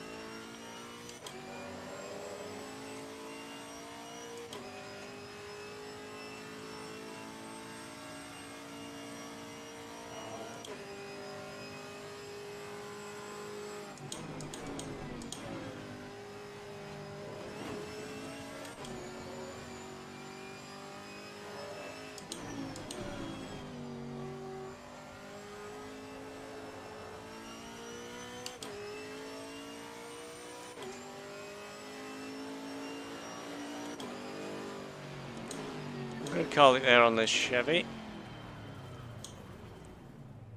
Never got a clean lap, but 210.4. That makes it a moment equivalent. It's the same as the McLaren.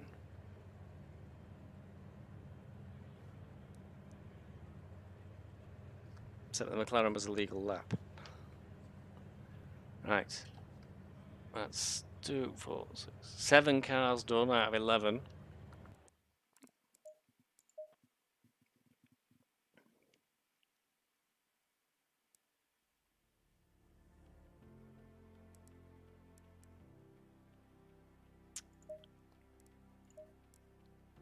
With the Ginetta now, we've got Ginetta, the KTM, the Maserati, and the Mercedes to go. So let's put the only one team. Let's put the Ginetta on screen. I'm gonna get a drink. It's been quite a while. So we'll be back with you in a second. In fact, what should we do here? Let's put the right track on.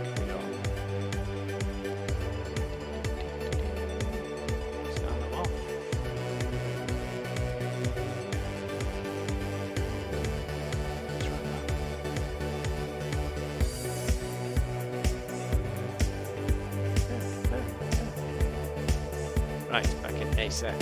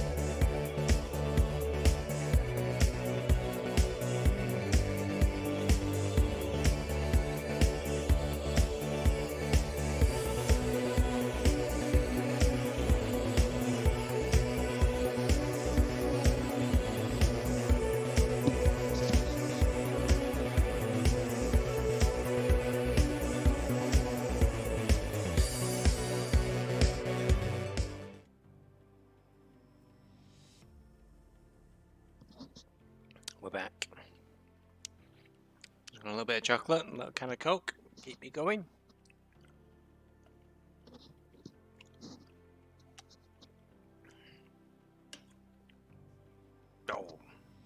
Oh, forgot my gloves. Back.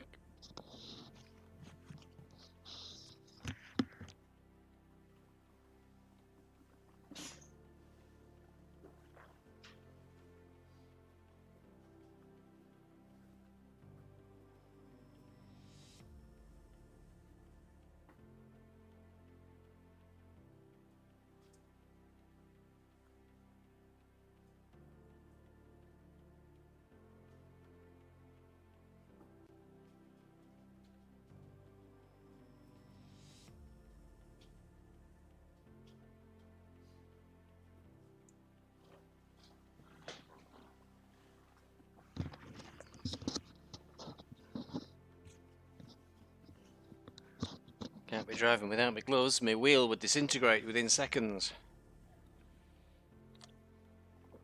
Okay. So no colour schemes available on my Ginetta. Apparently it looks Spanish. Yeah, it does say there. Okay. Yeah.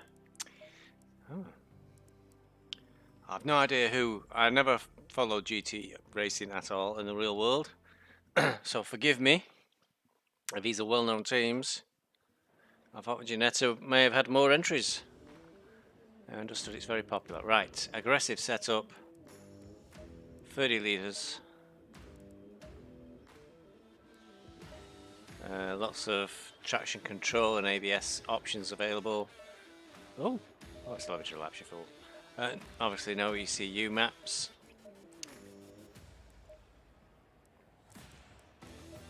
Anti-roll bar can be adjusted. Diff can be. Bump stops, etc. No front aero splitter. It's very rare to have an aero splitter. Doesn't seem to be on very many cars within ACC. Oh, we're in a British car, by God, and we will drive on the right. Now, that'll never throw me off because I drive on the right all the time, but some drivers, I think, will be a bit, whoa, what's going on? Back away from the dash until we get our wheel into about the right position. Yeah, I think we're about there. Mirror signal maneuver. Never seems quite right. I think that's actually where, oh God, don't go too far. It's actually where your head would be in real life. I'm not sure which is right, really. We'll go with aligning. I can see the steering wheel column. We'll go with that. Like I said, forever fiddling with those settings. That wing mirror just, I mean, you can see it. You can just see it. This wing mirror is gigantic to this side, is all. It's putting me off. Size of a dinner plate. You'd go faster if that was smaller. This car's making me question my triple screen setup settings. Again, a gigantic A-pillar on my right here. Making right turns quite difficult. I won't be able to see the apex through it.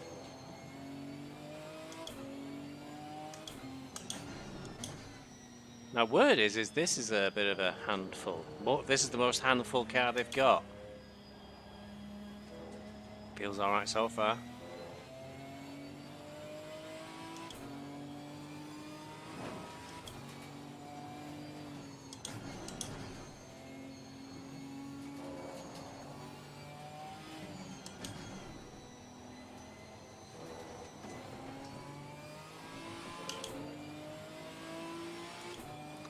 A bit like the Alpine, it seems to be encouraging me to really put my foot down. The Aston Martin, I mean. Just feels really fast.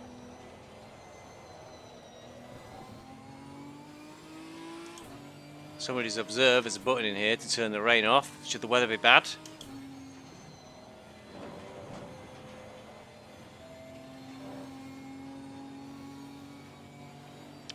I get the feeling this might be a car that's good with a direct drive wheel because you've got the speed to react. That's my understanding with direct drive, is because the wheel is very quick.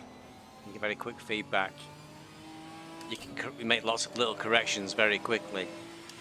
And the way that this car feels right now is that you'd really benefit from that level of feedback. It'd be worth getting the input from somebody who's got perhaps a belt-driven wheel. See if they think the same. If they found this, they can't react fast enough.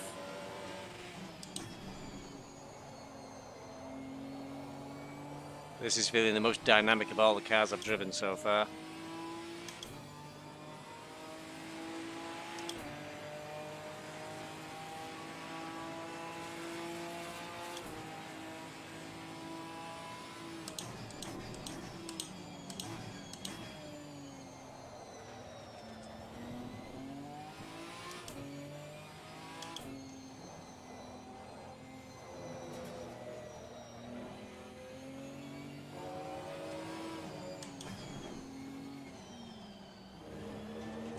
Oh!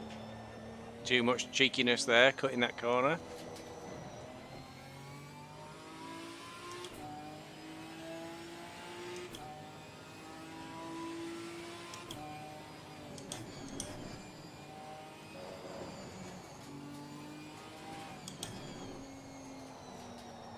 I was sliding them where I felt totally in control of that slide.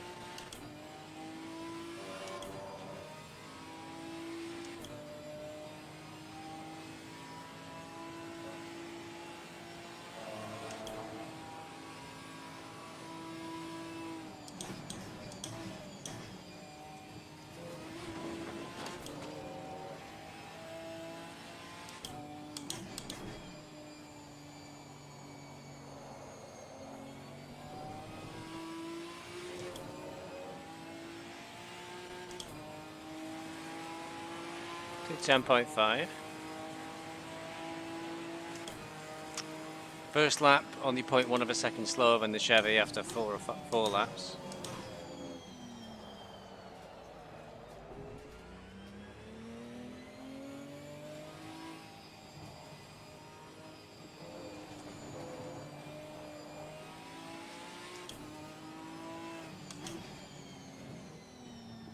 I think there's a lot of time to be found with this car because I'm waiting on the apexes for the grip before I can put the power down, and that sort of thing people perhaps with more skill than I can sort out.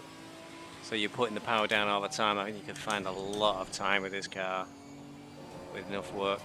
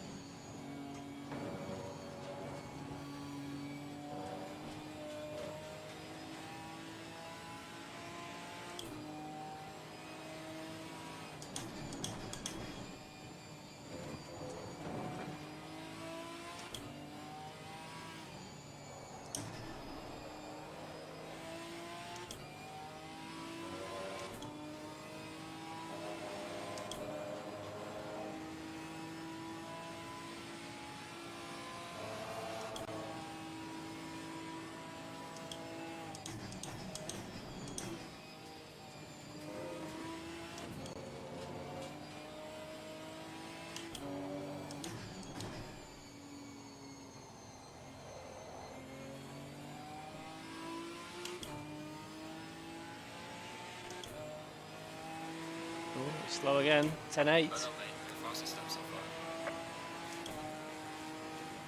So it'll be a legal lap, we're quicker. Shh, don't tell anybody.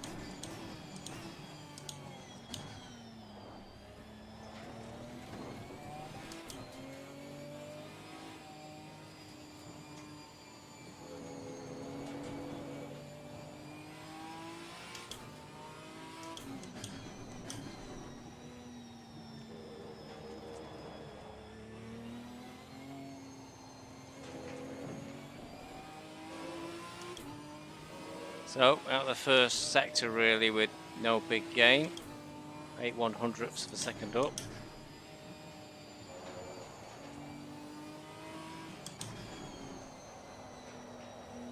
Not sure where the official sector line is, I think it's down here, but still only 1/100th of a second improvement.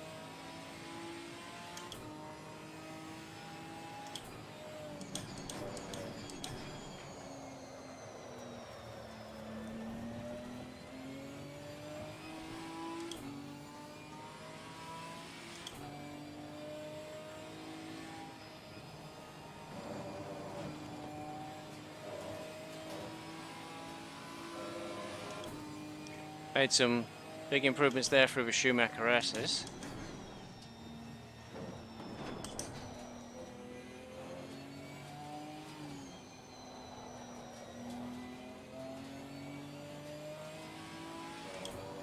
It's only half a second up.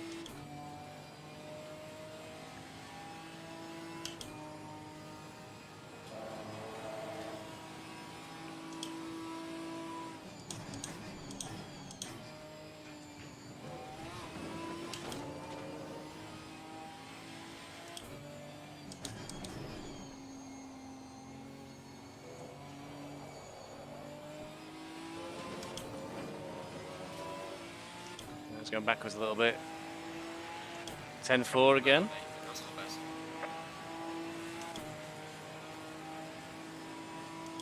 best. We'll make this the last lap, keep it fair. It's about 5 laps for most cars, unless I'm really not getting on with them, like the Audi.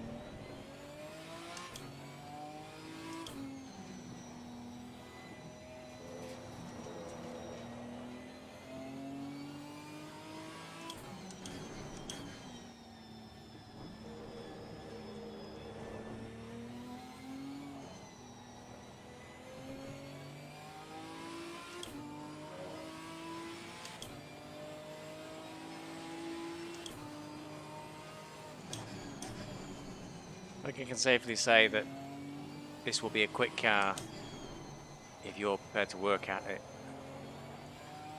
I think there's a lot of potential in this one.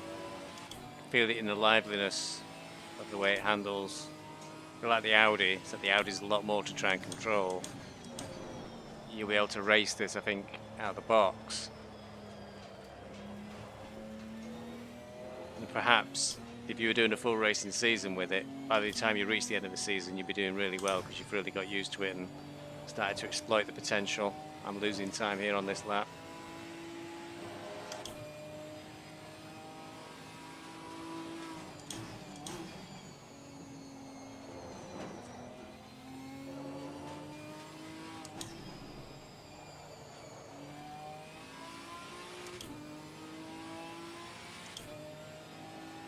It's more than I can get out of it in this short session.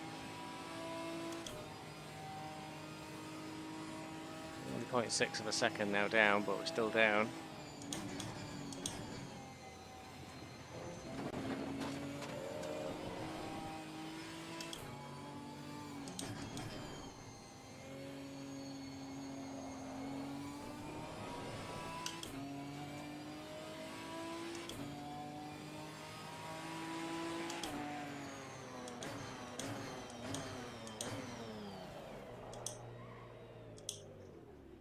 Okay, so Ginetta was a 10:04.4, which is a popular time.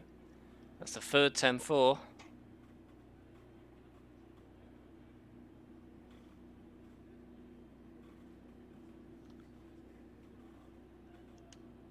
I haven't made a note of the hundredths of a second. I don't think that's too big a factor. I think my poor driving is more than enough to level out the playing field.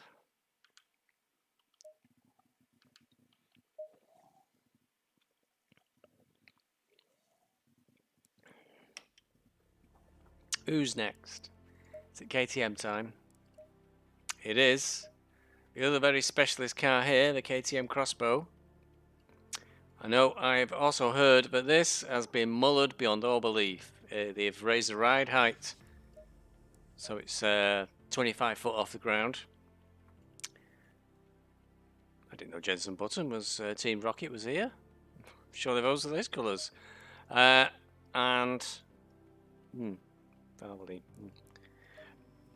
We'll go in Razoon. It's also got a massive weight penalty to try and slow it down because it's got such a huge advantage. So it'll be interesting to see what we can manage.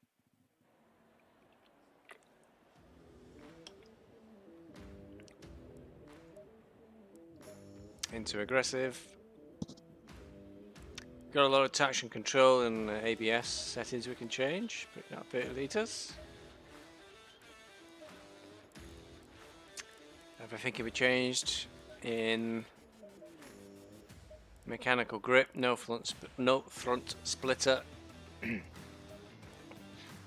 Let's get to it. Green light. Go, go,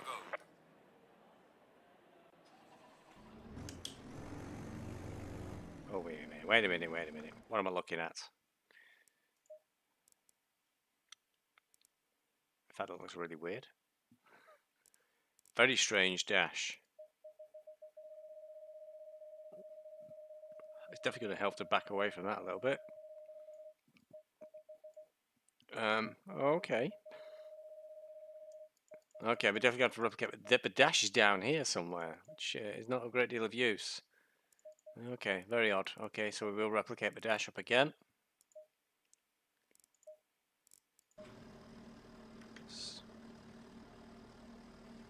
Well, the wheel view, you're looking at the ground.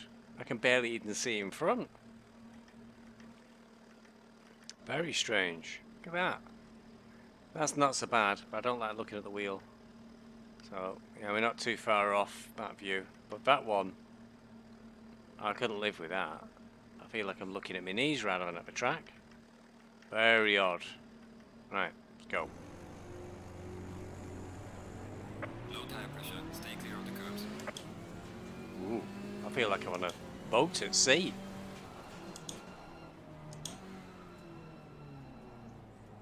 Oh, it's got a lot of lean. If you suffer from motion sickness, be wary of this car.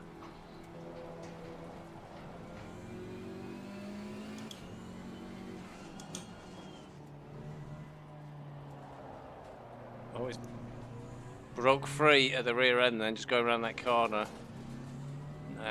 For GT4s, not a very quick speed. I think because of the way they've handicapped this, you'd have your work cut out.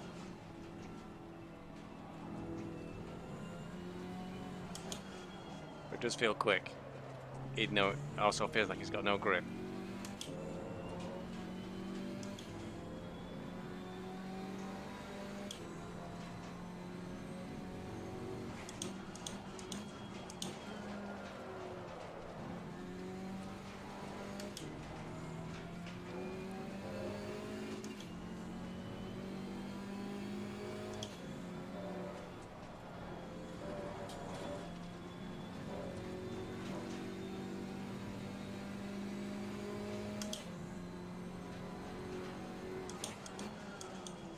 Stop!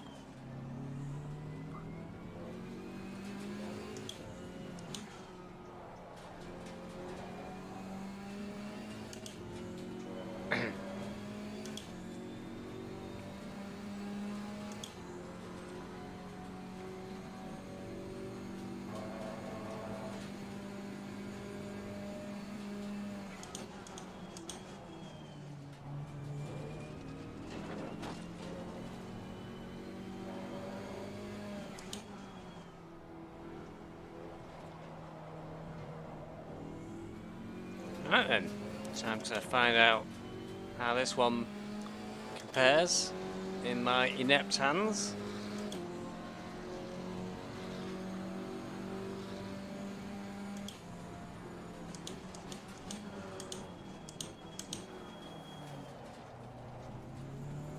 Slight overshoot to T1, but nothing we can't deal with. Just don't tell anybody.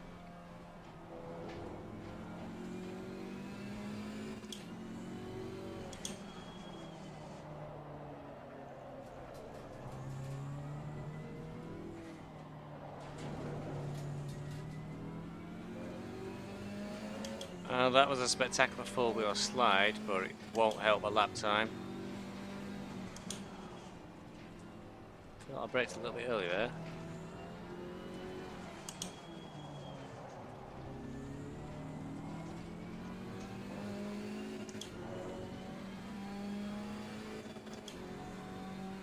Keep bouncing off that rev limiter.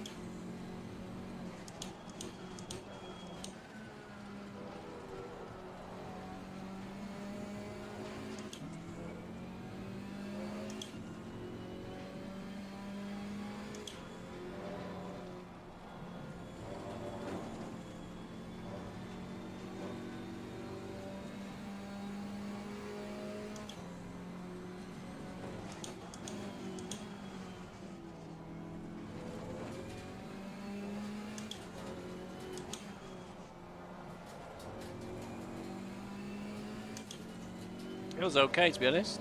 Not as leery as I was expecting. Tyres just about there on pressures.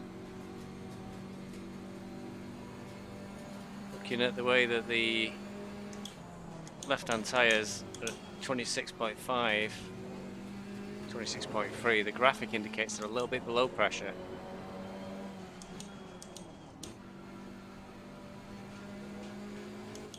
Maybe aiming for 27.5 is a safer bet. Front tyres, well, the front right's pretty close to that. 211.8 first lap out, that's not particularly fast.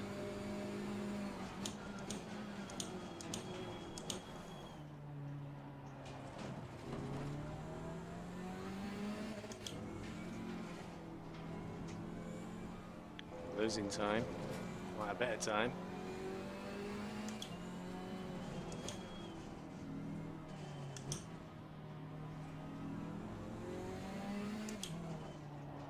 Oh!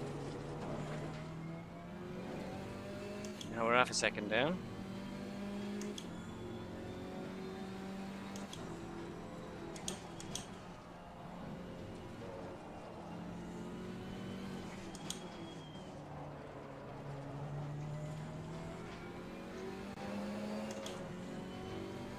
Only level, coming up to the hairpin.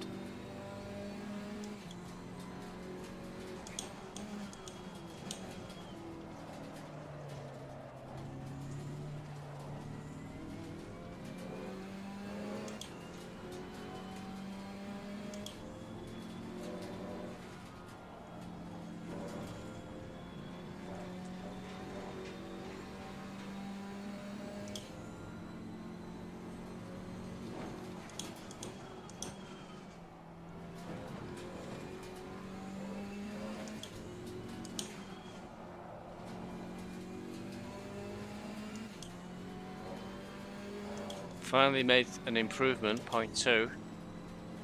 Not much. Looking for a few seconds really, otherwise this is going to be one of the slowest cars we've tried.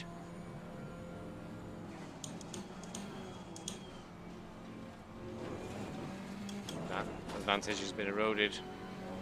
Probably a poor chicane.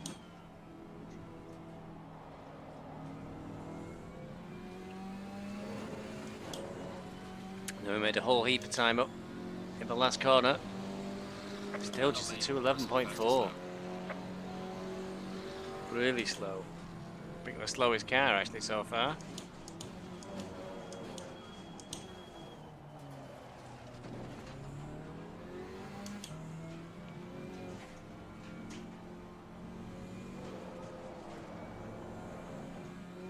Another four-wheel drift.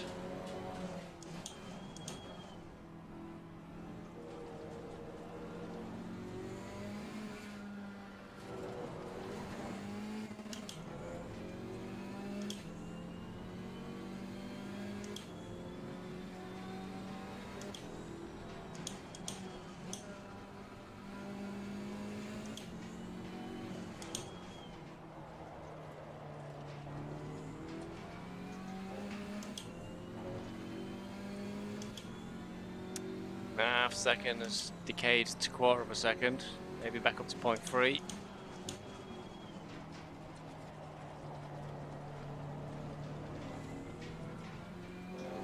That was not a bad hairpin, so we're 0.5 up now.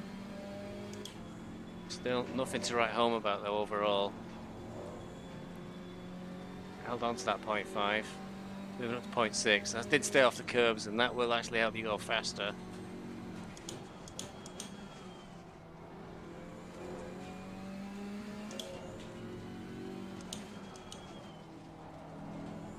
Four corner, lose some time here.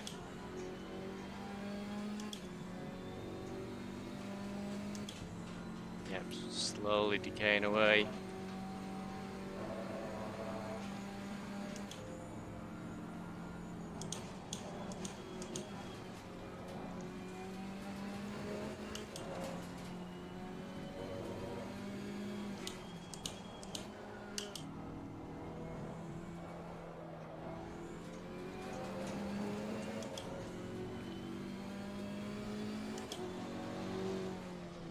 Well done, mate. Your fastest lap so far. Every lap's in the 211s. So, yeah, it's not blowing us away, is it? I think it needs a lot of work, that one. So, KTM 211.1. That is the slowest car so far after a few laps. Oh dear.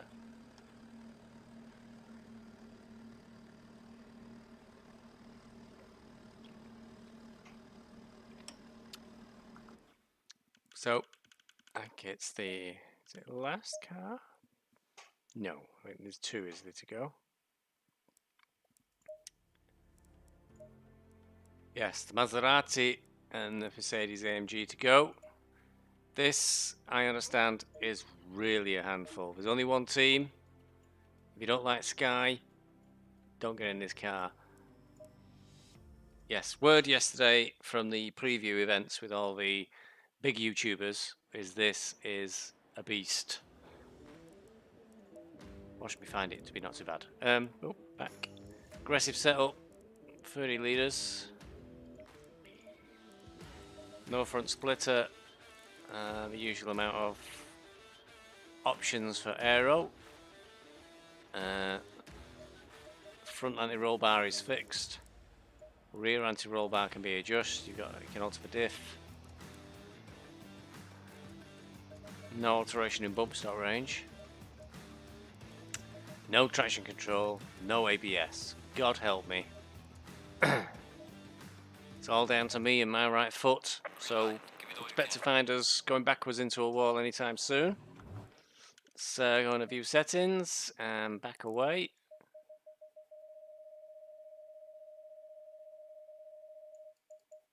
Okay. You can see the steering wheel column about there, so I think that's about right. Save and go. Fast pit lower. I wonder what all that means. Sounds exciting. Low tire pressure, stay away from curbs. It certainly sounds angry.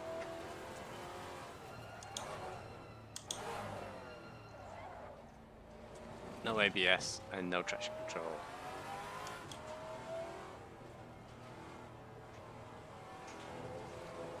I'm going to be too scared to go fast.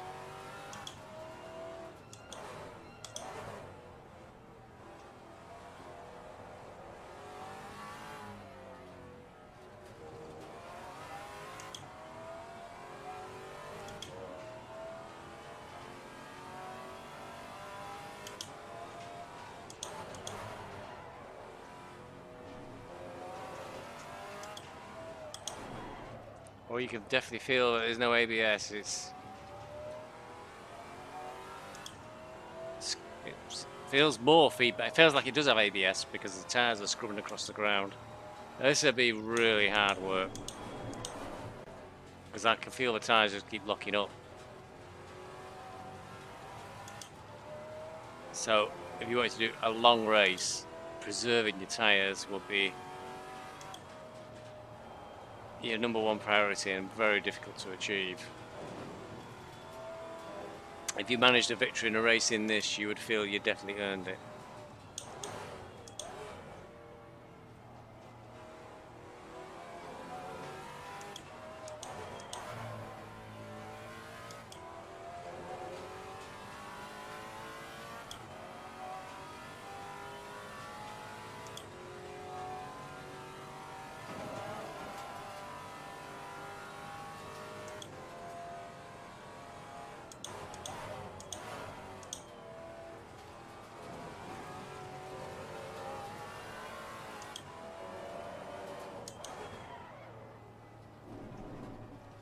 think we might get about 220 in this.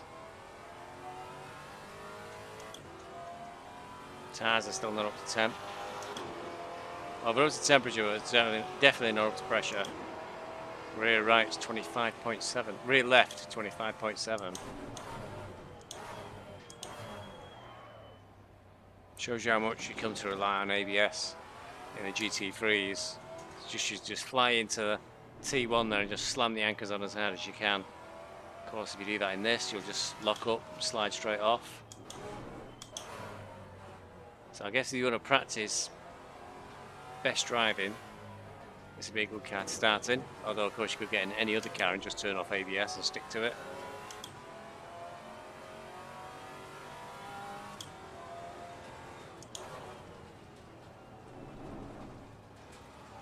You can see skid marks have already left. As a testimony to how much you destroy your tyres in this car.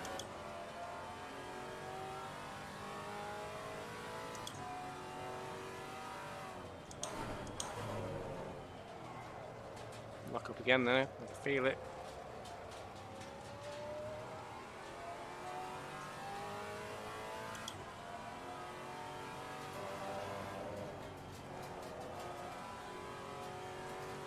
I think comparing the lap time for this is a little unfair. It's a completely different type of car. I think they'd be better off with the manual box. Whoa! Come on. I think a manual box with a gear stick could feel more normal.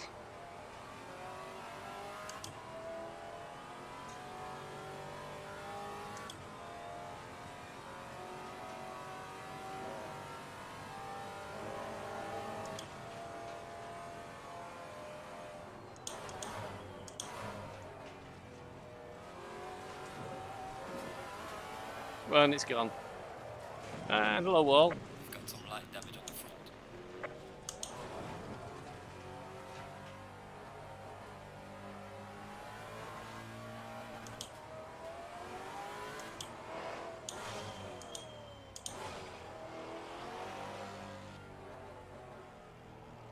Let's put her in the pits.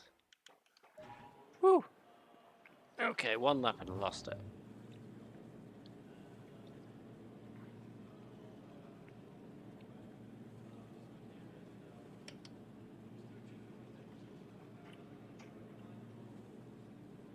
Let's try this again.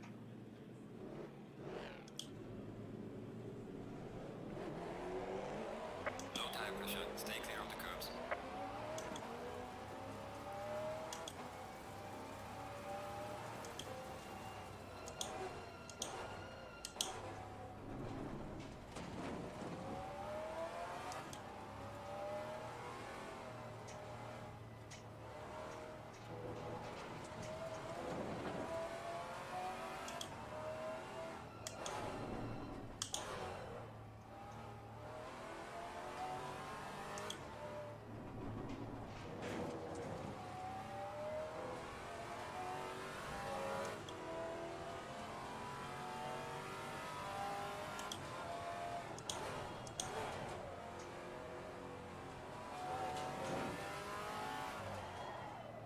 Another lock up at the back, huh? Not breathing on the brake pedal much either, and the wheels are locking up, so I've really got to get used to. Still felt a little lock up then. This is going to be very difficult because you don't feel you can carry any speed into the corner, or you just get a lock up of the tyres. Whoa! This is a difficult car to drive. We'll try one. This is the warm-up lap, remember? It's the out lap. So we'll try one lap after this. If I lose it again, we'll move on. I just want to get the Mercedes done now, and then we'll finish today's broadcast. If you see somebody racing this, then they're very dedicated and they've worked very hard at it, because you're just starting at a slight disadvantage to everybody else in the field. So if you get results from it, you really, really earned it.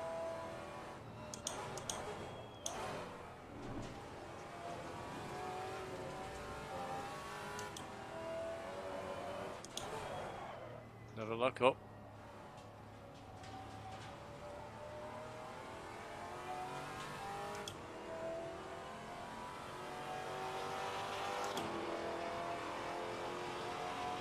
Right, see if we can do one lap. Not hopeful. Oh, big lock up straight away. And off. See if we can get around. It's trying to be so gentle then on the brakes.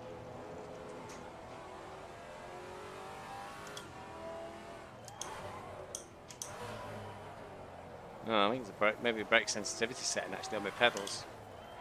Okay, okay. That's a lot of work. No time set in the Maserati. I'll have to work on that one a lot.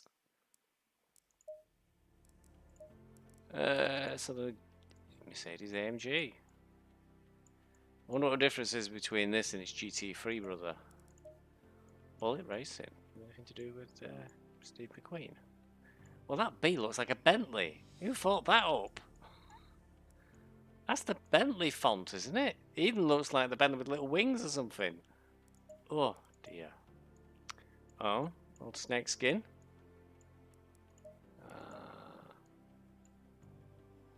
Swede. Would you want to drive around as a vegetable? I think we have to go with SRT. Sky looks. Yes, let's go out as a set of windows.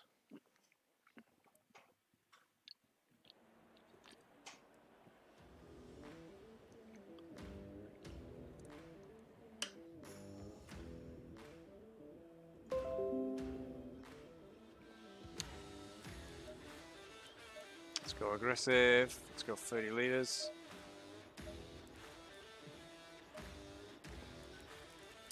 It's got traction control and ABS on this one. That'll make a nice change. Anti-roll bar can be altered. The diff can be altered. You can alter the suspension. Can't alter the bump stops. No front splitter. I'm not sure if its big brother does have a front splitter, but its big brother is a bit of a handful. Green light, go, go, go. And not something I've ever raced in a season.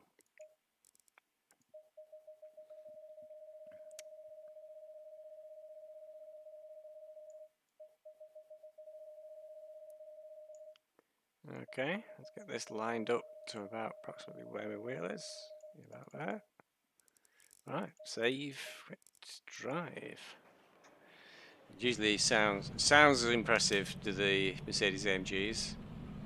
Like Clarkson said it once, sounds like God gargling. Low tire pressure, stay away from curbs. Still sounds like God gargling.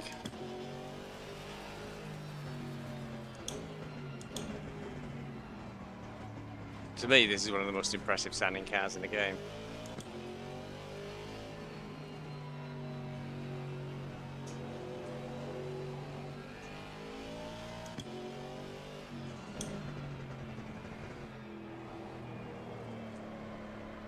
But will that engine up front give us the same handling characteristics as the Aston Martin, which had beautiful handling and really good bites at the front?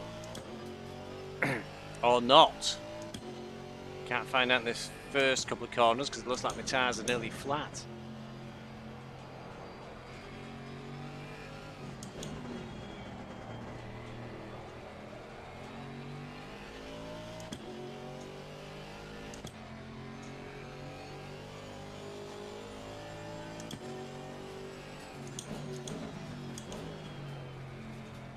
That feels okay so far.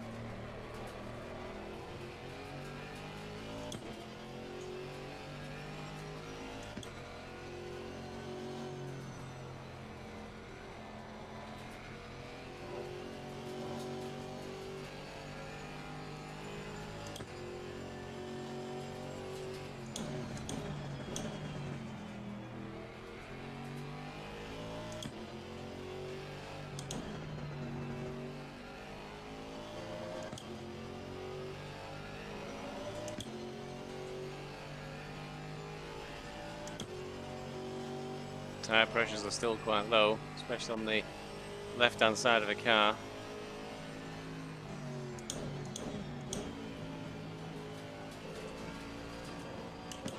Handling feels alright so far, turning is not a problem. It's not steering like some sort of super tanker. Very bad understeer, feels okay.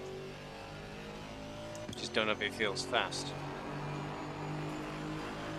Tyres are still well under pressure for a full lap.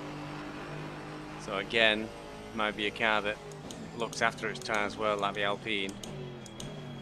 If it really struggles to get them up to temperature and up to pressure on this very hot track.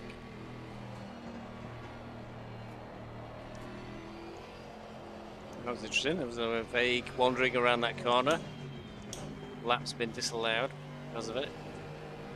Having said, I didn't suffer much from understeer. I did suffer from power understeer then, and I put the power on, just won't go in a circle, it just went in a straight line. So there's ways of trying to deal out power understeer by doing the setup. It's quite ponderous, I think, actually.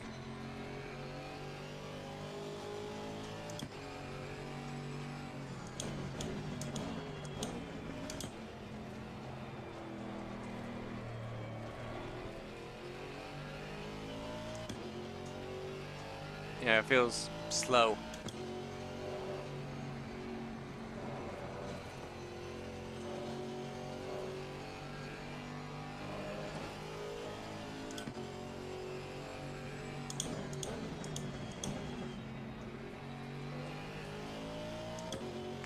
We're able to make the turnings okay, but it just doesn't feel quick.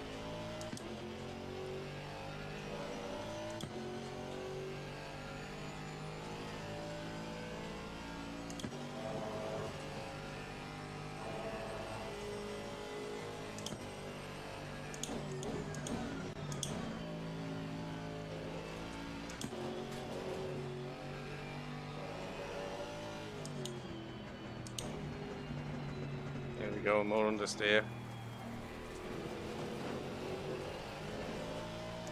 Cost me very dear in that last corner.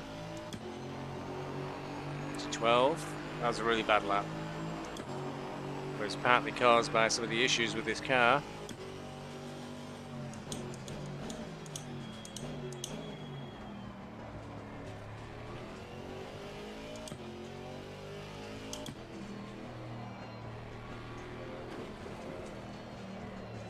And same place, understeer off again. That would definitely need sorting out and settle. Not even trying to put a lot of power down, it's just not turning. So if it won't turn and you can't put the power down, you'll lose lots and lots of time as you're waiting for the car to grip up.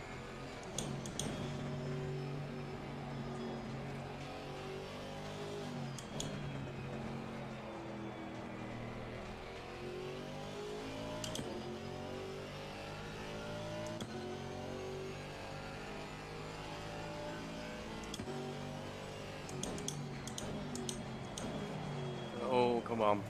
Way off. Oh, it's feeling like a poor one again, the AMG.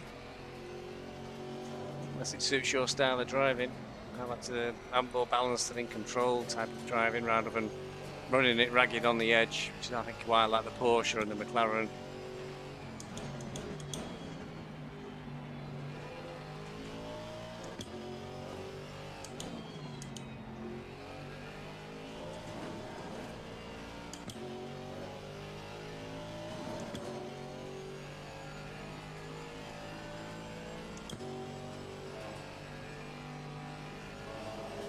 Time for a break, but we'll do one more lap at the end of this one.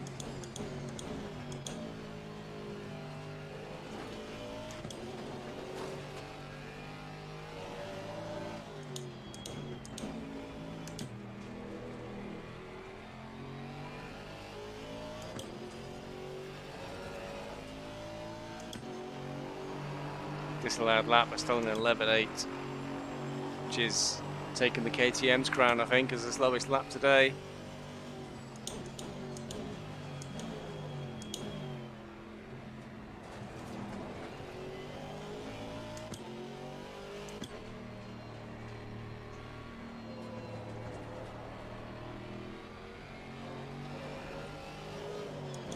Didn't get a disallowed lap there for once.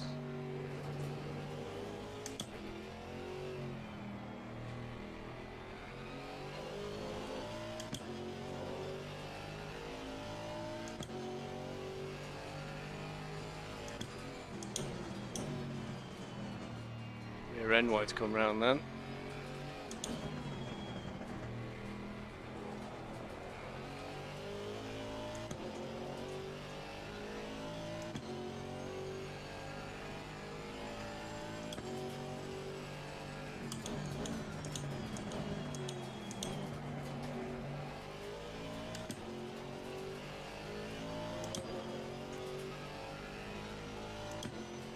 Can't see how well I'm doing because I've done one legitimate lap.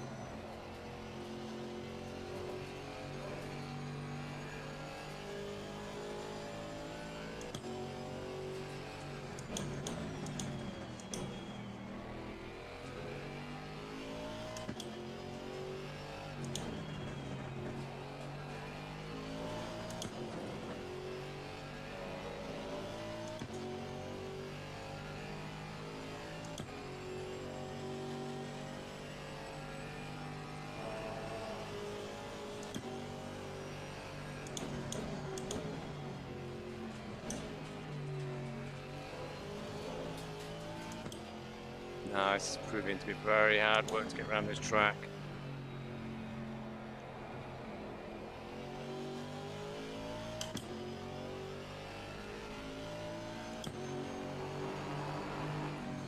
Well done, mate. That's all the best.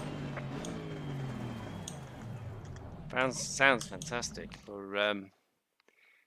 that was a 211, wasn't it? 211.1. Well, it's there with the KTM. As a slow car. So if you want a fast one out the box, it's the Porsche 718.